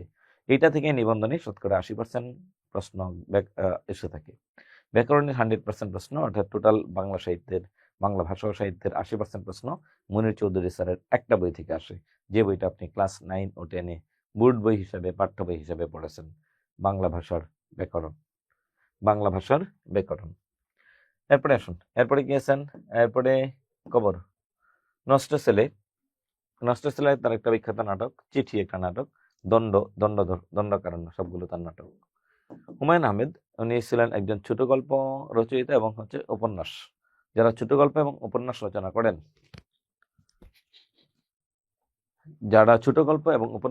করেন, তাদেরকে বলা হয় কথা সাহিত্যিক। তিনি ছিলেন একজন কথা সাহিত্যিক, হুমায়ুন আহমেদ। জন্মগ্রহণ করেছেন 1948 সালে নেত্রকোনা জেলার মোহনগঞ্জ উপজেলায়। পৈতৃক নিবাস হচ্ছে কেন্দুয়া উপজেলা, কুতুবপুর গ্রাম। মৃত্যুবরণ করেছেন 2012 খ্রিস্টাব্দে 63 বছর বয়সে মার্কিন যুক্তরাষ্ট্রে, ক্যান্সার আক্রান্ত হয়। মৃত্যুস্থান হচ্ছে কি, বর্তমান তার কবর হচ্ছে গাজীপুর জেলার নুহাশপল্লী নামক একটা জায়গা আছে, এখানে বসে তিনি কি করেছিলেন, অনেকগুলো মুভি তৈরি করেছিলেন, পিকনিক স্পট, অর্থাৎ তার এখানে জীবনের শেষ সময়টা তিনি এই প্রকৃতির সাথে তিনি কাটিয়েছিলেন, হুমায়ুন আহমেদ। এরপরে আসুন কি আছে, তিনি ছিলেন একাধারে লেখক, চলচ্চিত্র পরিচালক, অনেকগুলো চলচ্চিত্র পরিচালনা করেছেন। তার সর্বশেষ চলচ্চিত্রের নাম হচ্ছে ঘেটুপুত্র কমলা। ঘেটুপুত্র কমলা, এই ঘেটুপুত্র কমলার মধ্যে প্রাচীনকালের একটা বিষয় এখানে উল্লেখ করেছেন। প্রাচীনকালে সমকামিতার একটা বিষয় ছিল ঘেটুপুত্র কমলা, এই সাহিত্যের মধ্যেও তিনি এটাকে প্রকাশ করেছেন। কমলা, তিনি গীতিকার ছিলেন, গান গাইতে পারতেন, নাটক রচনা করেছেন, অধ্যাপক ছিলেন, ঢাকা বিশ্ববিদ্যালয়ের রসায়ন ডিপার্টমেন্টে শিক্ষক ছিলেন তিনি। পড়ালেখা করেছেন ময়মনসিংহের বাংলাদেশ কৃষি বিশ্ববিদ্যালয়ে, আর চাকরি করেছেন ঢাকা বিশ্ববিদ্যালয়ের রসায়ন ডিপার্টমেন্টে। পড়ালেখা করেছেন ঢাকা বিশ্ববিদ্যালয় থেকে, কর্মজীবন শুরু করেন বাংলাদেশ কৃষি বিশ্ববিদ্যালয় থেকে, পরবর্তীতে ঢাকা বিশ্ববিদ্যালয়ের রসায়ন ডিপার্টমেন্ট থেকে তিনি রিটায়ারমেন্টে যান। রিটায়ারমেন্টে পরে তিনি পুরো সময়টাই সাহিত্য সাধনায় আত্মনিয়োগ করেন। এখন আসবো, তার প্রথম দাম্পত্য সঙ্গী ছিলেন গুলতেকিন দক্ষিণ খান। পরবর্তীতে লাস্টের দিকে ওনাদের সাথে ডিভোর্স হয়, বিচ্ছেদ হয়। মেহের আফরোজ শাওন, দেখবেন খুব ভালো গান গায়, হ্যাঁ, ওনাকে বিয়ে করেছিলেন। ঢাকা কলেজ, ঢাকা বিশ্ববিদ্যালয়, নর্থ ডাকোটা স্টেট ইউনিভার্সিটি থেকে পড়ালেখা করেন। এটা দরকার নেই, আপনারা পড়বেন হচ্ছে উপন্যাস। তার উপন্যাসের মধ্যে মুক্তিযুদ্ধ ভিত্তিক উপন্যাস আগুনের পরশমণি, শঙ্খনীল কারাগার একটা বিখ্যাত উপন্যাস, দেয়াল এটা একটা রাজনৈতিক উপন্যাস, এটা আওয়ামী লীগ সরকার নিষিদ্ধ করেছিলেন। কেন নিষিদ্ধ করলেন? কবিতা আওয়ামী লীগের। ওনার ছোট ভাইয়ের নাম হচ্ছে জাফর ইকবাল, রাজনৈতিক। এই হুমায়ুন আহমেদ ছাড়া ছোট ভাইয়ের নাম হচ্ছে জাফর ইকবাল। জাফর ইকবাল কিন্তু একটু বামপন্থী এবং হচ্ছে আওয়ামী লীগ সরকারের একেবারে পৃষ্ঠপোষক ছিলেন। আওয়ামী লীগ সরকারের সময় যতগুলো বই ছিল সায়েন্স রিলেটেড, অর্থাৎ আইসিটি রিলেটেড, সকল বইয়ের সম্পাদনা করছেন এই জাফর ইকবাল স্যার। এখন আসুন, যেহেতু ওনারা আওয়ামী পরিবারের মানুষ, যেহেতু ওনারা আওয়ামী রাজনীতির সাথে সম্পৃক্ত হওয়ার সত্ত্বেও আওয়ামী লীগ তার একটা বইকে নিষিদ্ধ করেছেন। এখানে বেশ কিছু বক্তব্য ছিল, বেশ কিছু উক্তি ছিল যেটা হচ্ছে সরকারকে সমালোচনা করে এবং হচ্ছে প্রশ্নবিদ্ধ। পরবর্তীতে এই লাইনগুলো উঠিয়ে দিলে ওনাকে বাজারে আবার ছেড়ে দেওয়া হয় এই বইটি। নন্দিত নরকে একটা বিখ্যাত সাহিত্য, জ্যোৎস্না জননীর গল্প, কোথাও কেউ নেই এটা একটা বিখ্যাত নাটক, শুভ্রপক্ষ, কৃষ্ণপক্ষ, দারুচিনি দ্বীপ, দুই দুয়ারি, প্রিয়তম ইস্যু, এগুলো হচ্ছে কি তার নাটক। এরপরে কি আছে? সম্রাট জাহাঙ্গীর, হ্যাঁ, ময়ূরাক্ষী, মহাপুরুষ, নীল অপরাজিতা। এরপরে কি আছে? জয় জয়ন্তী সহ বেশ কিছু সাহিত্য ছিল। নন্দিত নরকে এটা হচ্ছে তার প্রথম প্রকাশিত সাহিত্য, তার সময়কাল হচ্ছে 1972 সাল, তার প্রথম উপন্যাস। দেয়াল এটা হচ্ছে মুক্তিযুদ্ধের পটভূমিতে রচিত উপন্যাসের নাম হচ্ছে দেয়াল। তিনি বেশ কিছু প্রশ্নবিদ্ধ তথ্য দিয়েছেন, বিদায় পরবর্তীতে এটাকে অফ করে দেওয়া হয়।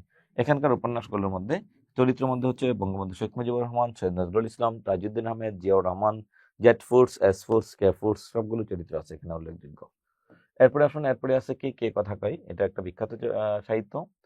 আগুনের পরশমণি নিয়ে, এটা হচ্ছে মুক্তিযুদ্ধের বাংলাদেশের স্বাধীনতার বিষয় নিয়ে আলোচনা আছে এখানে। এটাকে চলচ্চিত্রায়িত করেছেন, অনেকগুলো চলচ্চিত্র তিনি পরিচালনা করেছেন। এরপরে যাবেন হচ্ছে তার বিখ্যাত কিছু গান, একটা ছিল সোনার কন্যা, লিলুয়া বাতাসে, ও আমার উড়াল পঙ্খিরে, আমার ভাঙ্গা ঘরের ভাঙ্গা চালা, চাঁদনী পসর রাইতে যেন আমার মরণ হয়, আমার আছে জল, চাঁদনী পসরে কে আমায় স্মরণ করে। উনি অবশ্যই চাঁদনী রাতেই তিনি মারা গিয়েছিলেন। সেলিনা হোসেন জীবিত সাহিত্যিকদের মধ্যে অন্যতম। 1947 সালে তিনি রাজশাহীর সিরাইলে জন্মগ্রহণ করেছেন। তার উপন্যাসের মধ্যে হচ্ছে জলোচ্ছ্বাস, যাপিতা জীবন, পোকামাকড়ের ঘর বসতি, কাঠ কয়লার ছবি গুরুত্বপূর্ণ। অনেকগুলো সাহিত্য রচনা করেছেন। উনি বর্তমান বাংলা একাডেমির পরিচালক ছিলেন, অর্থাৎ সর্বশেষ পরিচালক ছিলেন আওয়ামী লীগ সরকারের সময়। 5 আগস্ট 2024 সালের পর থেকে পরবর্তীতে প্রেক্ষাপটে ওনাকে বাতিল করা হয় ওনার পোস্ট।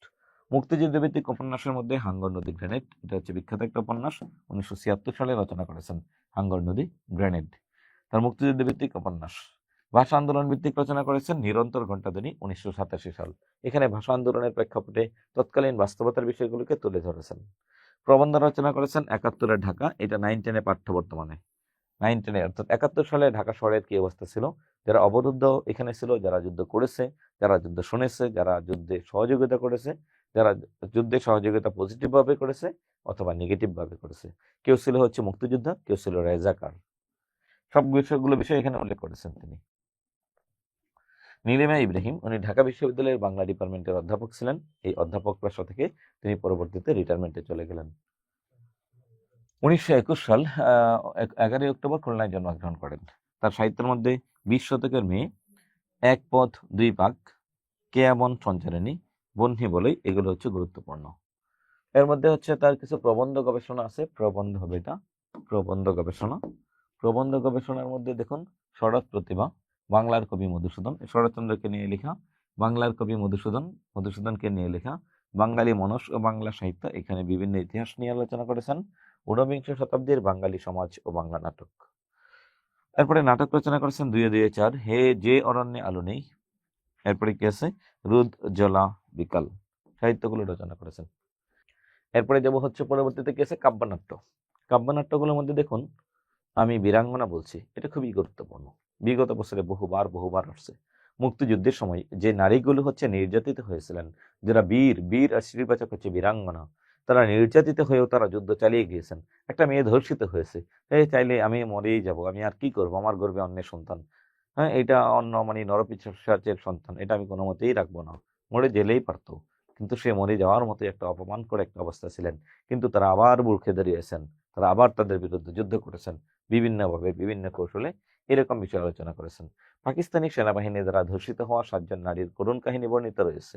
তারা হলেন ফাতেমা, মেহেরজান, মিনা, রিনা, ময়না ও তারা ব্যানার্জি ও শেফা। আত্মজীবনী হচ্ছে বিন্দু বিসর্গ, খুবই গুরুত্বপূর্ণ। আত্মজীবনী বিন্দু বিসর্গ।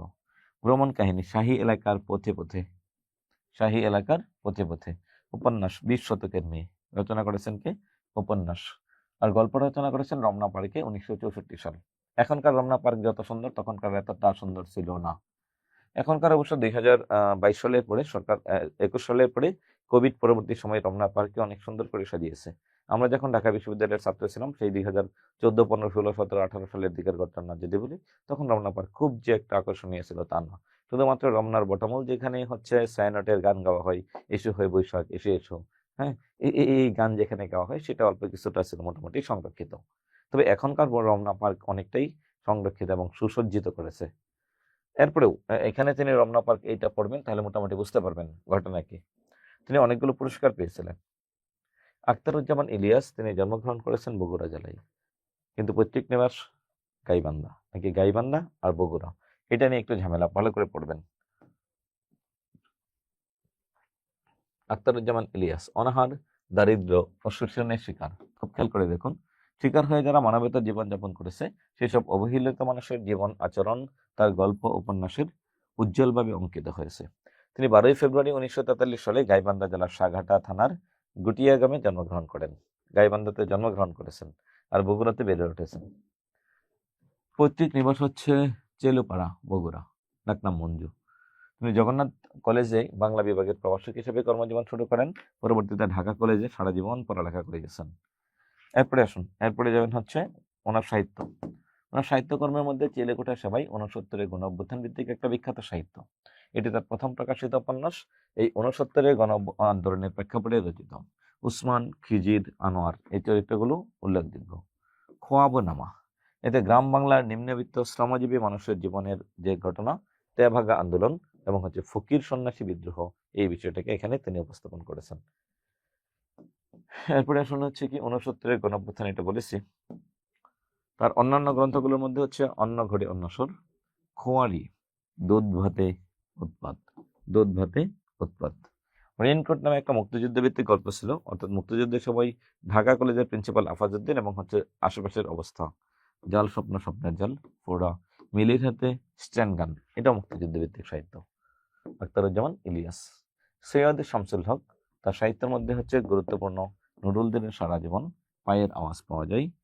এরপরে হচ্ছে দেয়ালের দেশ, এটি তার প্রথম উপন্যাস। নিষিদ্ধ লবণ, এটা বিখ্যাত উপন্যাস। নিষিদ্ধ লবণ, সৈয়দ শামসুল হক। নীল দংশন, এটি মুক্তিযুদ্ধ ভিত্তিক একটা উপন্যাস। এক মহিলার ছবি, আর বাকিগুলো দরকার নেই এখানে, সৈয়দ শামসুল হক থেকে। এরপরে কি আছে, পুরাণের গহীন ভিতর, এগুলো দরকার নেই। বাংলা সাহিত্যের বিখ্যাত কিছু উপন্যাস, এর বাইরেও কিছু কিছু কবি সাহিত্যিক আছেন, ওদের মধ্যে থেকে একটা বা দুইটা করে সাহিত্য সবচেয়ে বেশি গুরুত্বপূর্ণ ছিল। কোন কোন কবির কোন সাহিত্যগুলো গুরুত্বপূর্ণ এটা একটু দেখুন। যেমন আমরা যদি আসি তারাশঙ্কর বন্দ্যোপাধ্যায়, একটু আগে বলেছিলাম হাসুলি বাক্যের উপর কথা, একটি কালো মেয়ের কথা, মুক্তিযুদ্ধ ভিত্তিক সাহিত্য, একটি কালো মেয়ের কথা, দাত্রী দেবতা, গণদেবতা, পঞ্চগ্রাম, এই তিনটা হচ্ছে কি তারাশঙ্কর বন্দ্যোপাধ্যায়। মোহাম্মদ মুজাম্মেল হকের একটা বিখ্যাত উপন্যাসের নাম হচ্ছে জোহরা। তৎকালীন মুসলিম সমাজের, অর্থাৎ একটা মেয়েকে যদি মেয়ের মতামতকে অগ্রাহ্য করে মেয়েকে বিয়ে দিল, শ্বশুর বাড়ি যাওয়ার পর এই মেয়ে কোনো মতেই তার স্বামীকে মেনে নিতে পারে না, অনেক কিছু মেনে নিতে পারে না, তখন পারিবারিকভাবে যে অসামঞ্জস্যতার কারণে যে সমস্যাগুলো হয়, এই সমস্যাগুলো ফুটিয়ে তুলেছেন মুজাম্মেল হক। উপন্যাস আপনার দরকার জোহরা কে রচনা করেছেন, অর্থাৎ এই জোহরা উপন্যাসটি কে রচনা করেছেন? মুজাম্মেল হক। কাজী ইমদাদুল হক একটা উপন্যাস, আব্দুল্লাহ। আবু জাফর শামসুদ্দিন, পদ্মা মেঘনা যমুনা। তারাচরণ শিকদার, ভদ্রার্জন, বাংলা সাহিত্যের প্রথম মৌলিক নাটক, কিন্তু সার্থক নাটক রচনা করেছেন মাইকেল মধুসূদন দত্ত, শর্মিষ্ঠা। সিকান্দার আবু জাফর হচ্ছে মহাকবি আলাউল, সিরাজ উদ্দৌলা। মামুনুর রশিদ, ওরা কদম আলী, ইবলিশ, আবদুল্লাহ আল মামুন, সুবচন নির্বাচনে। সেলিম আদ্দিন সহ বিখ্যাত কিছু নাট্যকার পড়বেন, বিখ্যাত কিছু গ্রন্থ, ইতিহাস বিষয়ক গ্রন্থ, ভাষা আন্দোলন বিষয়ক গ্রন্থ, কে কখন কত সালে কোনটা রচনা করেছেন। এরপরে কি আছে মুক্তিযুদ্ধ ভিত্তিক গ্রন্থ, আলাউদ্দিন আল আজাদ, নরকে লাল গোলাপ, জাহান্নাম হইতে বিদায়, জলাঙ্গি, দুই সৈনিক, নেকড়ে অরণ্য সহ বেশ কিছু সাহিত্য। সাহিত্যিকদের উপাধি, কে কখন কোন উপাধি কোথা থেকে পেয়েছেন এটা মুখস্থ করবেন, এটা আমাদের পড়ানোর তেমন কোনো কিছু এখানে নেই। এরপরে যেমন কি আছে, এরপরে মুক্তিযুদ্ধ ভিত্তিক সাহিত্যিকদের উপাধি, কবি সাহিত্যিকদের ছদ্মনাম, কে কোন নামে সাহিত্য রচনা করেছেন। অনন্ত বড়ু শ্রীকৃষ্ণ কীর্তন রচনা করেছেন কি ছদ্মনামে? বরুচণ্ডী দাস। সমরেশ বসু, কালকোট। টিমোথি পেন পেম বা অ্যানেটিভ, মাইকেল মধুসূদন দত্ত। একটা রচনা করেছেন দ্য ক্যাপটিভ লেডি, একটা অনুবাদ করেছেন দ্য ইন্ডিগো প্লান্টিং মিরর। এগুলো কে কখন কোন বইয়ে কোন ছদ্মনাম নিয়েছেন। পংক্তি, নগরের লোক সব এই কয় মাস তোমার কৃপাই করে বসবাস। সকালে উঠিয়ে আমি মনে মনে বলি সারাদিন যেন আমি ভালো হয়ে চলি। এরপরে কি প্রণমিয়া পাঠিনী কহিলেন জোর হাতে, আমার সন্তান যেন থাকে দুধে ভাতে। ভারতচন্দ্র, বাঁচতে হলে লাঙ্গল ধরে এবার এসে গাই, কোথায় স্বর্গ কোথায় নরক কে বলে তা বহুদূর, মানুষের মাঝেই স্বর্গ নরক মানুষেতেই সুরটা সুর। আমার সোনার বাংলা, রবীন্দ্রনাথ ঠাকুর সহ বিবিধ দুর্গম গিরিকান্তার তীরহারা এই ঢেউয়ের সাগর, বিখ্যাত গান। গানের গীতিকারকে, সুরকারকে। রক্তের প্রতিশোধ, রোদে রক্ত নিব আমরা, দাম দিয়ে কিনেছি বাংলা, সোনা সোনা সোনা আলোকে বলে। হ্যাঁ, এরপরে অংশমান, এক শোনো একটি মজি ভোরের থেকে, এটা আর আসবে না, কারণ এখন আওয়ামী লীগ সরকার নাই, থাকলে আবার আসবে। প্রাণের বান্ধব রে, বুড়ি হইলাম তোর কারণে, শেখ ওয়াহিদ, বিসিএস আসছে। এরপরে কি আলতাফ মাহমুদের ঘুমের দেশ, রক্তে আমার, হ্যাঁ, আমার পূর্বে আমার পশ্চিমে আমার। কে কোন মুভিগুলো সাহিত্য কেন্দ্রিক যে মুভিগুলো পরিচালনা করেছেন, কে কোন মুভিগুলো চলচ্চিত্রায়িত করেছেন, এই বিষয়টা দেখবেন। চলুন আমরা এখন একটু আলোচনা করব এই অংশ থেকে বিগত বছরে এসেছে এমন কিছু প্রশ্ন। রত্ন পরীক্ষা, এই সাহিত্যটি ঈশ্বরচন্দ্র বিদ্যাসাগর রচনা করেছেন কষ্টচিত উপযুক্ত ভাইপুষ্প ছদ্মনামে। যে চ্যাপ্টার লিখছেন তার মধ্যে এটা হচ্ছে অন্যতম। দীনবন্ধু মিত্রের নীলদর্পণ নাটক ঢাকা থেকে 1860 সালে প্রকাশ করা হয়, আর এটাকে ইংরেজিতে অনুবাদ করেছেন দ্য ইন্ডিগো প্লান্টিং মিরর নামে মাইকেল মধুসূদন দত্ত। এইটার অভিনয় দেখতে এসে ঈশ্বরচন্দ্র বিদ্যাসাগর মঞ্চে জুতা ছুঁড়ে মেরেছিলেন। ওমন রমজানের রোজার শেষে এলো খুশির ঈদ, গানটি রচনা করেছেন কাজী নজরুল ইসলাম। মুক্তিযুদ্ধ ভিত্তিক উপন্যাস একটি কালো মেয়ের কথা, তারাশঙ্কর বন্দ্যোপাধ্যায়। ক্ষুদ্র জাতিগোষ্ঠী নিয়ে লেখা আখতারুজ্জামান ইলিয়াসের কর্ণফুলী। প্রাণের বান্ধব রে, বুড়ি হইলাম তোর কারণে, এটা শেখ ওয়াহিদের লেখা একটা বিখ্যাত গান। আমার ভাইয়ের রক্তে রাঙানো 21শে ফেব্রুয়ারি, গানের প্রথম ছোটকার আব্দুল লতিফ। সকালে উঠি আমি মনে মনে বলি সারাদিন যেন আমি ভালো হয়ে চলি, মদনমোহন তর্কালঙ্কার। কৃষ্ণচন্দ্রের বন্ধু। একখানি ছোট ক্ষেত আমি একালা, পড়ে পড়ে দেখে একা, তরু ছায়া মশে মাখা, গ্রামখানি মেঘে ডাকা, প্রভাত বলা। সোনার তরী, রবীন্দ্রনাথ ঠাকুর। যেতে নাহি দিব হাই, তবু যেতে হয়, তবু চলে যাই। হ্যাঁ, আচ্ছা, বিদায়ী, অর্থাৎ বিদায়ীকে নিয়ে লেখা, রবীন্দ্রনাথ ঠাকুর। এই ছিল আমাদের আজকের ক্লাসের আলোচনা বিষয়। সুপ্রিয় শিক্ষার্থীবৃন্দ, আমরা আমাদের রেগুলার ক্লাস অর্থাৎ লাইভ বেচে বিস্তারিত আলোচনা করার সুযোগ পেয়ে থাকি, কিন্তু আপনাদের এটা রেকর্ড ক্লাস হওয়ার কারণে আমরা বিস্তারিত আলোচনা করতে খুব একটা পারিনি। মাঝে মাঝে আমরা স্পেস দিয়েছি, যেখানে বলেছি আপনার যেখানে প্রয়োজন সেখানে ভিডিও আটকে দিবেন, আটকে দিয়ে নোট করবেন, এবং আপনার ভালো ফলাফল প্রত্যাশার জন্য আমরা উপরওয়ালার কাছে দোয়া করছি, আল্লাহ যেন আপনাকে একজন শিক্ষক হিসেবে কবুল করেন। শিক্ষকতা পেশা হচ্ছে পৃথিবীর শ্রেষ্ঠ পেশাগুলোর অন্যতম, যে এখানে টাকা নাই, পয়সা নাই। হ্যাঁ, শিক্ষকরা কোনো মতে জীবনে বেঁচে থাকে। আমি নিজেও শিক্ষক। সো এক্ষেত্রে আমি চাই আপনারা সবাই আমাদের সহকর্মী হবেন, আর শিক্ষকতার মহান পেশাকে আমরা পৃথিবীতে সারা জীবন টিকিয়ে রাখবো। শিক্ষক এমন একটা পেশা, আপনি যাকে জীবনে একদিন পড়িয়েছেন সে আপনার ছাত্র। হযরত আলী রাদিয়াল্লাহু তাআলা আনহুর একটা বিখ্যাত উক্তি হচ্ছে, পৃথিবীতে দুইটা মানুষ কখনো তার ঋণ পরিশোধ করতে পারে না। একটা হচ্ছে মায়ের ঋণ, আর একটা শিক্ষক। একটা মেয়ে যদি বলে, মা তুমি তো আমাকে জন্ম দিয়েছো, আমিও তো দুইটা মেয়েকে জন্ম দিয়েছি, তাহলে আমার আর তোমার ঋণ প্লাস মাইনাস কাটাকাটি জিরো। জি না, আপনি ওনার কাছে দায়বদ্ধ, উনি আপনার কাছে দায়বদ্ধ।